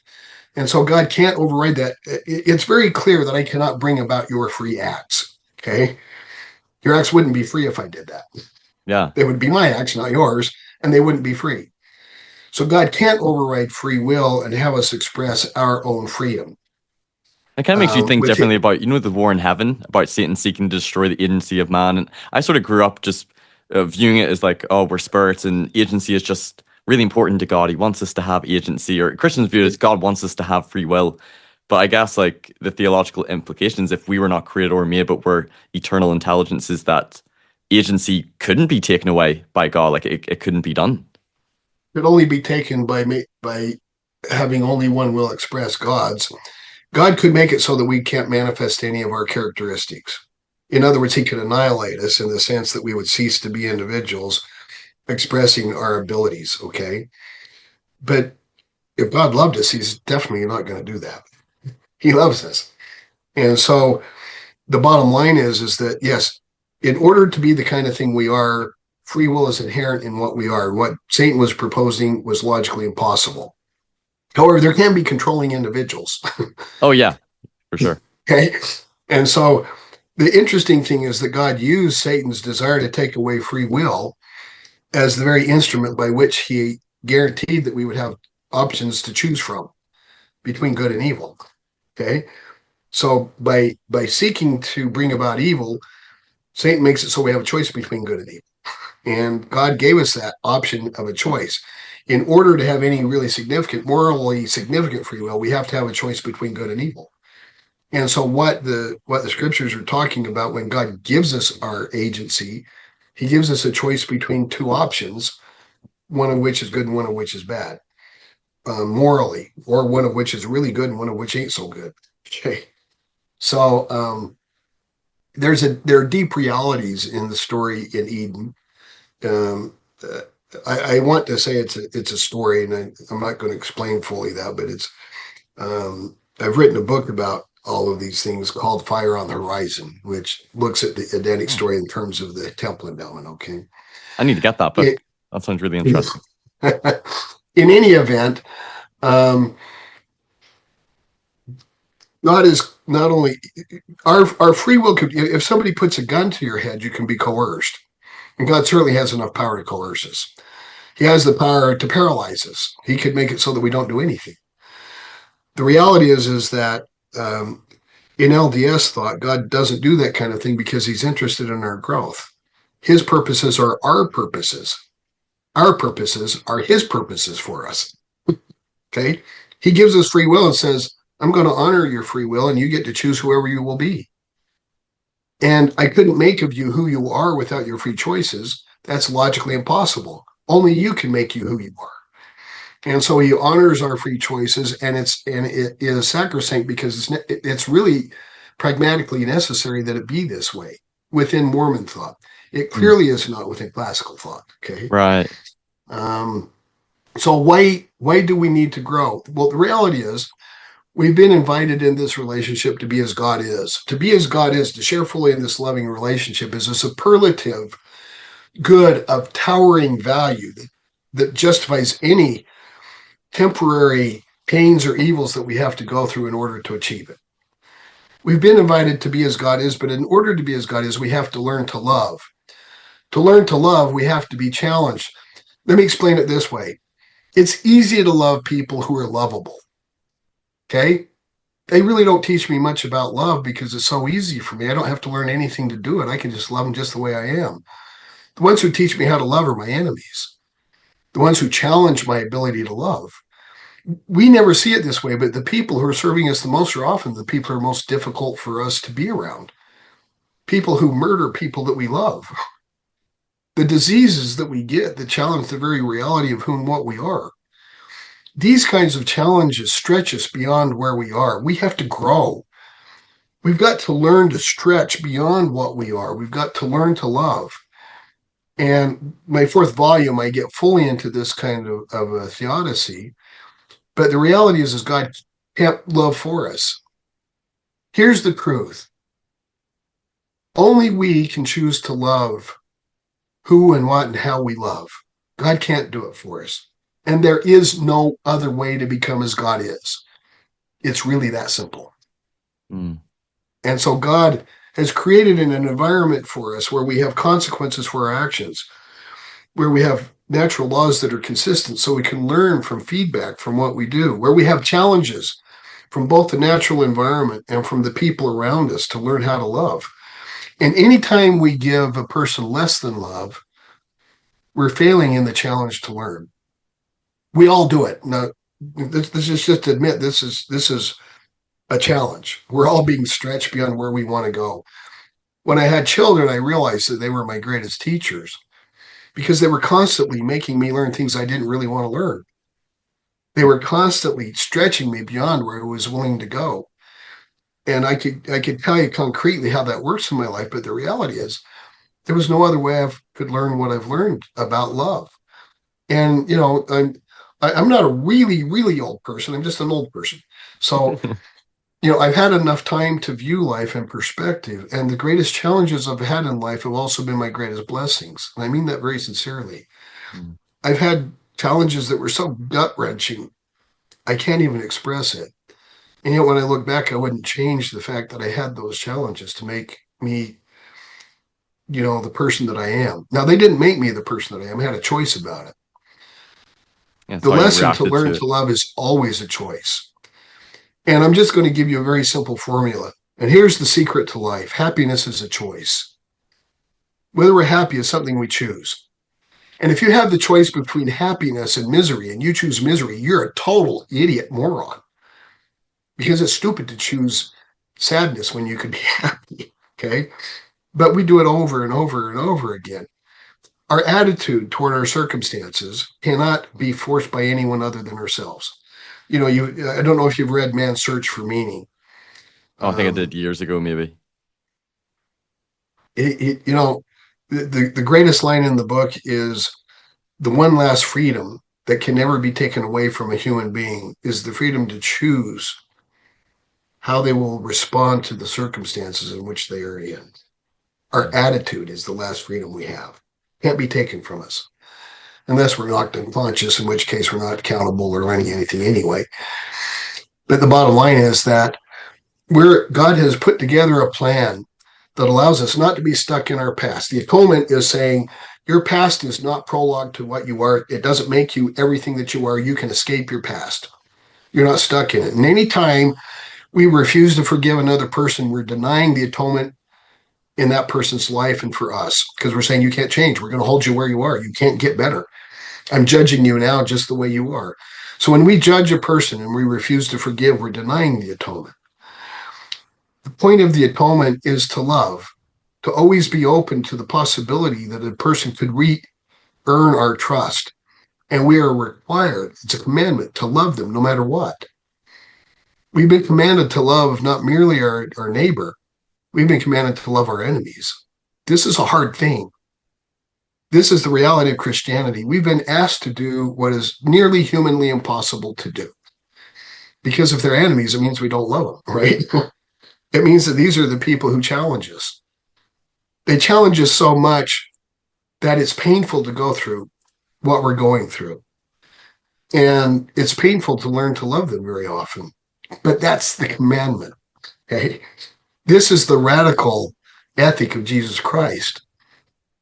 But that's because we have to learn to love in a way that we're fit to be in a relationship that is so perfect that we indwell in each other. We share our lives completely. And God has to be able to trust us with the kind of power that he has. So when we're invited into this relationship, which is the fully Christian relationship that Christ has asked us to seek with him and the Father and the Holy Ghost, to be fully Christian, to be fully divine, to be fully human, we've got a lot of learning to do to learn how to love each other, to be with each other. And so the ultimate answer is, why are things the way they are? They are that way because we've been invited into the most perfect, loving, fulfilling relationship possible. And in order to achieve that, this is what we go through to achieve it. Okay? It's set up that way. And it's set up so that we're going to make mistakes so that we can learn. And it's set up so that if we don't learn that, the opportunity to learn that lesson will come back around. The next time it comes around, it will be more insistent. So I remember a specific lesson I was learning with my wife. The first time it came around, she said, I'd prefer you didn't do that. The next time around, she said, look, I told you, I'd prefer you don't do that. The next time it came around, I'm not going to put up with you not doing that. You don't do that anymore. So it just got more and more insistent until it was like, oh, I don't think she wants me to do that. And so, I finally got the lesson. The world that we've been put in is a very loving world that gives us the opportunity to grow and to learn from our experience and to get more and more insistent when we're not getting what it means to love. And it may be that in order to learn to love, we actually have to go through a very painful divorce from a person so that the loving relationship that we sought and we thought we would have that would be eternal gets broken. And this is a very painful thing for everyone to go through, right? It may be that we have to go through that many times. It may be that we never learn because it's not guaranteed that we will. Maybe we won't learn to love in this way. This is the real contingency in life. Is it guaranteed we'll learn to love? No. Love is a free choice. It's up to us. So you've asked this very important question, and the reason that we have to do this is that we've got to learn to love each other. Simple answer. It's a very Christian answer, I think. No, I think that really is the essence of the gospel and the gospel plan and the plan of salvation. And I want to get your thoughts on this analogy. I was watching the movie a few months ago, Hercules, which is such a great Disney movie. But, I've been thinking about sort of our theology and sort of like, why did we have to go through this mortal experience to become like God? And, whenever I was watching the movie, he was son of Zeus, he was a god, and I guess we agreed to come to Earth, but he was stolen. But there's some similarities, but he had sort of this god potential within him, this super strength, and then he wanted to return back to live with his father Zeus. And Zeus says you need to become like a true hero in order to become a god and return back to be with us. And it wasn't easy for him. There were so many things that he had to conquer and overcome, so much adversity and trials. And he got betrayed by Meg, who he loved. And it wasn't until he showed sort of an act of true heroism and sacrificed himself did he then become a god. And it was like he couldn't just become it like that. He had to almost triumph and truly become a hero. And it sort of makes me think of the gospel plan, that we're here to like develop those divine attributes and to develop that love, as you said, and obviously to gain a mortal body and to gain knowledge and experiences and overcome good and evil. And ultimately in our theology, we believe that we can triumph and become like God and conquer those trials and challenges and all the injustice ultimately through Jesus Christ and through his atonement and his resurrection and following him, that we sort of similar to Hercules can become, heroes in a way and become like God, only made possible through Christ. But it seems like this is the path. This is the only way. If God is all powerful in sort of the classical sense, then why couldn't he just do it by a snap of his fingers? But this is the process, and it's kind of like what we see in life. Nobody becomes a true champion until they've really, put in the hard work and sacrifice and overcame so much obstacles and adversity. And it seems like maybe this is just the way that reality works. Such a great metaphor and analogy. That's really wonderful. That's insightful. Thank you. That's a great way to look at it. It's the way of the hero in mythology. This is a universal mythology, right? Where the hero has to face challenges in order to truly become the hero. And the hero is going to be deified at the end. It's a kind of universal myth. In any event, this is why the gospel it requires vulnerability. It requires cognitive humility. It requires the kind of openness to others where we allow them to grow beyond where they are and forgive. It requires us to do what Jesus taught and asked us to do. That's what life is really about. And that's why theology is kind of an eminent aversion from what really matters, if you will, unless the theology is really a theology of love. And I think that's what Joseph Smith's. Now, I don't think Joseph Smith was a theologian by any remote view of things, okay? Joseph Smith was a prophet. He spoke as a prophet. I don't think he could have put together a coherent argument and understood the logic behind it if his life depended on it. So I'm not. But what he did put together is so remarkably coherent and insightful that I think it is inspiring to me. And I'm grateful. The amazing theology contained within those revelations in scripture that he produced. Exactly. It just happened to fit together. So, and it just happened to resolve all of the most trenchant issues in classical Christian thought as well. And so the way that it gets put together is inspiring to me, but it's mostly inspiring to me to want to do what Jesus has asked us to do in terms, let's love each other, let's seek peace, let's be peacemakers, let's forgive each other. This is such a superior way of being and living that I would be drawn to it in any world I'm in, I think, given any background that I have. And I think it's what makes it theology, if you will, expressing it in a way that people can grasp and see the beauty of it, the intelligence of it, the sheer divinity of it. I think that's what makes the endeavor worthwhile. I love that. I just want to bring up, like, last question or two. We've been sort of alluding and sort of speaking to this, but one of the biggest obstacles and intellectual, philosophical challenges to the existence of God, but I think for most people personally who, aren't super deep when it comes to theology, is just the problem of evil and suffering being the biggest obstacle to belief in God. And there's moral evils, like things like the Holocaust and murder and abuse and rape, but then there's also natural evils, disasters and disease and just so many tragic accidents that happen. And many people feel that if there's an all-powerful, all-good God who loves us, why does he allow those things to happen? And I think it's a really big issue. It's hard to give an easy answer to that. I guess maybe you could share what are some things you think about our theology that provides perhaps an easier framework, and how would you sort of respond to that? Obviously, you've got a whole book dedicated to it, but in a few minutes, addressing someone who's really struggling with the problem of evil and suffering. Well, I would say the problem of evil is really the problem of learning to love. Okay. And when we put into the context of there's a lot to learn, the kinds of natural evil kinds of challenges that we face call to us to unite with one another to address these kind of overarching natural evils, because we can't do it alone. And so it calls us to learn how to work with each other in such a way that we work for a common good. And,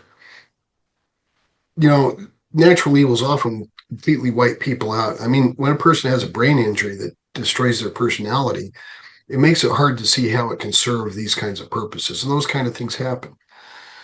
But given the Mormon belief in pre-existence, where some consented to come to be teachers and allow themselves to experience these kind of things so that others can learn, so that their purpose of being loving is expressed through the fact that they are the victims of these kinds of natural evils, allows us to say that there are angels all around us, that when natural evils occur that destroy people or that make it so that they can't be fully functional. And we'd have to admit the vast majority of people never, well, I won't say the vast majority, a vast number of people haven't lived to the age where they could actually learn to develop their personalities, and we call it soul making, right?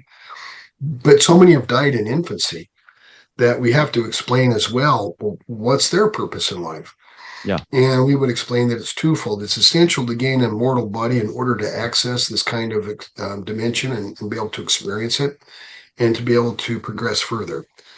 But also because we consented to come here and confront whatever evils exist, we've consented to it because it was so valuable for us to be able to seek to have the kind of relationship that God has offered to us. And when we consent to it, it changes everything, right? It means that whatever God's explained to us before we get here, these are the kind of things that you're going to confront.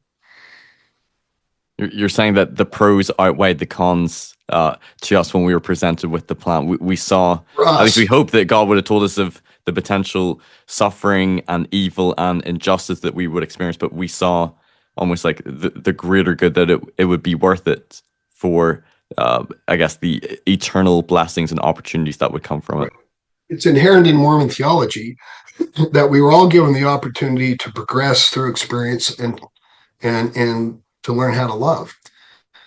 But we were taking a real risk. It might be that we don't progress, we actually digress. Okay. And so Satan's plan was, well, let's make sure nobody's lost. Okay. And in some ways, you can It's almost impossible. empathize a little bit with that if some people were like, I don't want to come to a world where there's so much potential for evil and suffering and, children dying and people dying of cancer and things like the Holocaust happening. You can almost, in a way, almost resonate with some people feeling that way. Exactly. And it's inherent in our theology that a lot of people chose that option, a third of them essentially, right? And they weren't forced to come here. God honored their decision. But the consequence of that is that's fine, but you can't progress beyond where you were. You're damned where you are. Damned means you're stopped in your progression, right? Yeah. So I'm going to honor your decision because I can't force you to love me or to want to love me, but I'm telling you this kind of relationship isn't possible unless you go through this. Nevertheless, this is up to you. And maybe this isn't an ineluctable, irrevocable kind of a decision. Maybe they get to choose later. Maybe God is always offering new opportunities, right? But those who chose to came here, I'm sure he's saying, look, if you come here, it's not guaranteed to triumph. You're not guaranteed to gain the kind of experience that you're seeking. You're not guaranteed even that you're going to have a full life experience. You're not guaranteed that you won't suffer a great deal. I guarantee it will be just for a small moment, but I can't guarantee that it will all be for your good, even though ultimately it will be. In that moment, you will be stopped because, I mean, if you get a brain injury that makes it so that you can't not really responsible for what you do, you're not going to be responsible anymore. But I'll promise you this: if you do go and you experience that, you will be the means through which others can learn to love because they'll need to take care of you. You'll be the one who is working for their good, for their progression and development and their love. Are you willing to do that? And so we face this choice of coming here, and in my view, consent changes everything. If a doctor performs an operation on me without my consent, it's malpractice. If I give my consent, even though there are risks inherent in the operation, it's perfectly morally acceptable. And it's the same with God because we consented. And God has a way of making sure that nothing is final. I'm never ultimately finally barred from growth. I'm never finally barred from seeking the relationship with him that I want to achieve or that he wants to achieve. And so, the reality of this moment is that none of us are getting out of here alive. If we live long enough, we're all going to become really incapable of taking care of ourselves. The reality is there are going to be many people that we love that are going to face things that are gut-wrenching for us. The reality of human life is that it can be very, very difficult and painful, but it's all for our good. I love that statement in D&C 121, right? Yeah, we just read All that. these, yeah, all of these experiences shall be for good. Ultimately, that's true. Immediately, it's not. And so, at the end of the day, uh, in my view, Mormonism has the strongest possible answer to the problem of evil. It can explain to us why free will is absolutely essential to God's plan and why he honors it at all costs. It's clear to me that the kinds of experiences that we have in mortality can assist us to learn to love. And when they can't, we're going to get another shot at it. Nothing's final. This is an eternal reality. And so the fact that God isn't completely in control of everything, that he doesn't have the kind of omnipotence posited in classical theology where he can just make us omniscient so that we're not so stupid that we ever do anything wrong. Because, I mean, it's at least arguable that when we do morally wrong acts, we're being stupid. And we do it out of a full consciousness. We're lacking full consciousness when we do it. Or we just don't fully grasp what's going on, because you have to be stupid to do things that are bad. And not This that is kind of necessarily all a evil or suffering that we go through is his sovereign will and foreordained for that to happen.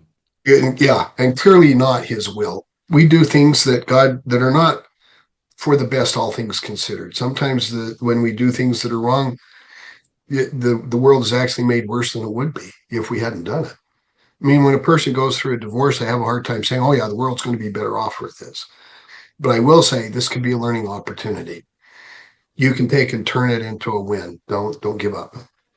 Um, and there are a lot of reasons that make divorce legitimate. Don't get me wrong.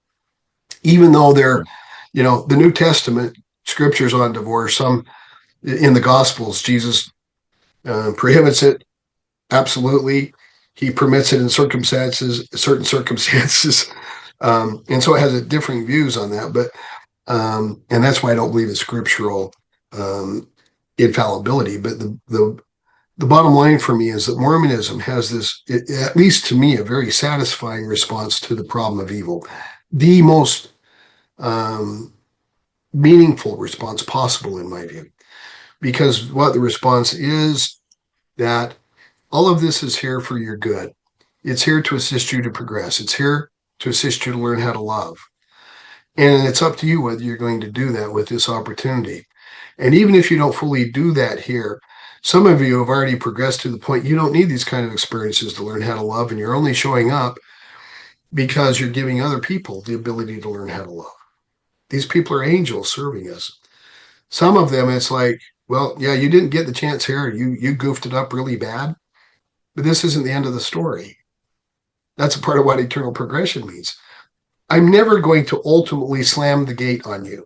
I'm never going to shut the door and say, I'm sorry, when you knock, I won't open. I'm never going to give up on you. I'm going to always work to persuade, to bring you to me. And I've got a clue for you. I'm the most persuasive being in the universe, and I'm never giving up. And so this is an ongoing reality. And what you're going through is something that you've chosen to confront because you seek something that I seek. And that's this mutual indwelling relationship of love that makes it all worthwhile. And you can't achieve it any other way. So this is the reality. I'm limited. I can't simply create the love that is necessary for you to be with me the way that we seek. And so this is the reality that will make gods of you. And I've invited you into this relationship, and I'm looking forward to it. I love that. And final question, just to sum up, maybe just share your testimony and love of our theology and of God and the plan of salvation, and why you find it both intellectually but also spiritually compelling in the restored gospel. The I'm a knower. Okay. Not everybody is a knower. Some people are able to believe in the testimonies of others, and that's good enough. Some people are able to believe, sufficiently that it will work for their good. They don't have to have knowledge, but I'm a knower. And I don't hesitate to say that. I have had so many experiences, and I know that the Spirit has testified in my heart and my mind to be able to detect the truthfulness of what Joseph Smith has revealed. I'm grateful for Joseph Smith. I think I've read everything that Joseph Smith has written or said that's available, and I'm just grateful for him. I've read a ton of anti-Mormon literature, and frankly, a lot of it is just so embarrassing. It's laughable. There are some that I think requires a good faith response. Um, and I appreciate what you're doing to give that kind of a good faith response or to look at it responsibly and honestly. Nothing wrong with that at all. Yeah, thank you. But at the end of the day, I mean, I've spent a lifetime looking at it and assessing it. And I'm simply grateful because of the meaning that it gives to my life. I would say, it's been the organizing power in my life that doesn't mean I haven't made a lot of mistakes. Don't get me wrong. I mean, anything remotely like perfection. And if, you could just spend 10 minutes with my wife, you'd find out what a scoundrel I am. But in any event, I'm grateful for the sealing power. The ultimate meaning for me in the restoration is the sealing power given in 1836 in the Kirtland Temple. Because ultimately what matters to me are eternal relationships with my family. And I include every single human being in my family. Right? But to be with the people that I love the most without end, without a barrier at death, is the most valuable thing in the universe to me. It's everything that I'm about. And so the focus of my life is making sure that those relationships are really worthy of enduring an eternity. Nobody can be a fraud in these kind of relationships. You can be a fraud for a little while, but for an eternity, no way. So it requires this kind of vulnerability, openness, and genuineness in relationship, and the ability to recognize, I'm doing things that are harming this relationship. I've got things to work on. But it's also an appreciation of the people who are willing to put up with me, the people who are in my life teaching me. And I'm so grateful for my wife and kids and my grandkids and the family that I have. And I'm grateful for the family that I grew up in. I just have gratitude for my ability to experience this mortality. I'm grateful for the fact that I'm not stuck in my past. I don't want to be judged by my worst moment. Okay. I don't want to be held in that. I want to be able to move on. And I'm grateful that other people are willing to forgive me. So at the end of the day, this isn't really about highbrow, what's logically possible, though, of course, I love that kind of thing. This is really about learning how to love each other in a way that brings out happiness and gratitude for us. That's what the gospel is about, as I see it. And I just don't know of anything more valuable than that. So that's what I'm willing to dedicate my life to. I love it. Well, Blake, I've absolutely loved this conversation and being able to interview you and for your scholarship and everything all the work you've done, your incredible mind and intellect, but also your heart. And I found this both intellectually stimulating, but also spiritually edifying. And I appreciate all the work you've done on this and so many other topics, and also your faith and testimony that you've shared as well. Well, thank you. And I want you to know I appreciate you and the work that you're doing. I have nothing but respect for you. And, I wish you the best, your family the best. And even though you're Irish, I think you're a really great guy. Oh, cheers. Yeah. Yeah. That's one negative thing about me, but I try to make up for it. Well, I think it's a great thing about you, right? Well, I appreciate that, Blake. And Blake's also said that he would be willing to come back on. Maybe, we'll arrange a date to respond to Ganesh's book. You've read through it and you want to provide some responses to it, maybe his methodology and certain arguments and things. Obviously, we won't be able to respond to every chapter, but I think that's good to have, apologetic engagement on it as well. And I think you're one of the best when it comes to Book of Mormon scholarship. So we have that to look forward to, listeners, as well. But listeners who've been watching, if you've enjoyed this, give it a like and share and comment and subscribe. I'll put in links where you can check out Blake's books as well. And don't forget to come back for future interviews and content. I'll see you next time. Take care. Bye-bye. Take care. Thanks everyone for watching this episode. If you've enjoyed it, please give it a like, share it with others who might benefit, and don't forget to subscribe so you don't miss any future content. You can also listen to these episodes on podcast form on Anchor or Spotify, and you can follow me on Facebook, Instagram, and TikTok. Check out my website for more content, personal blog, and more. And if you care to donate to support me, you can via my PayPal or Patreon, or through the website. And you can also give donations via YouTube through Super Chats. Thanks for watching Mormonism with the Murph. Take care. Bye-bye.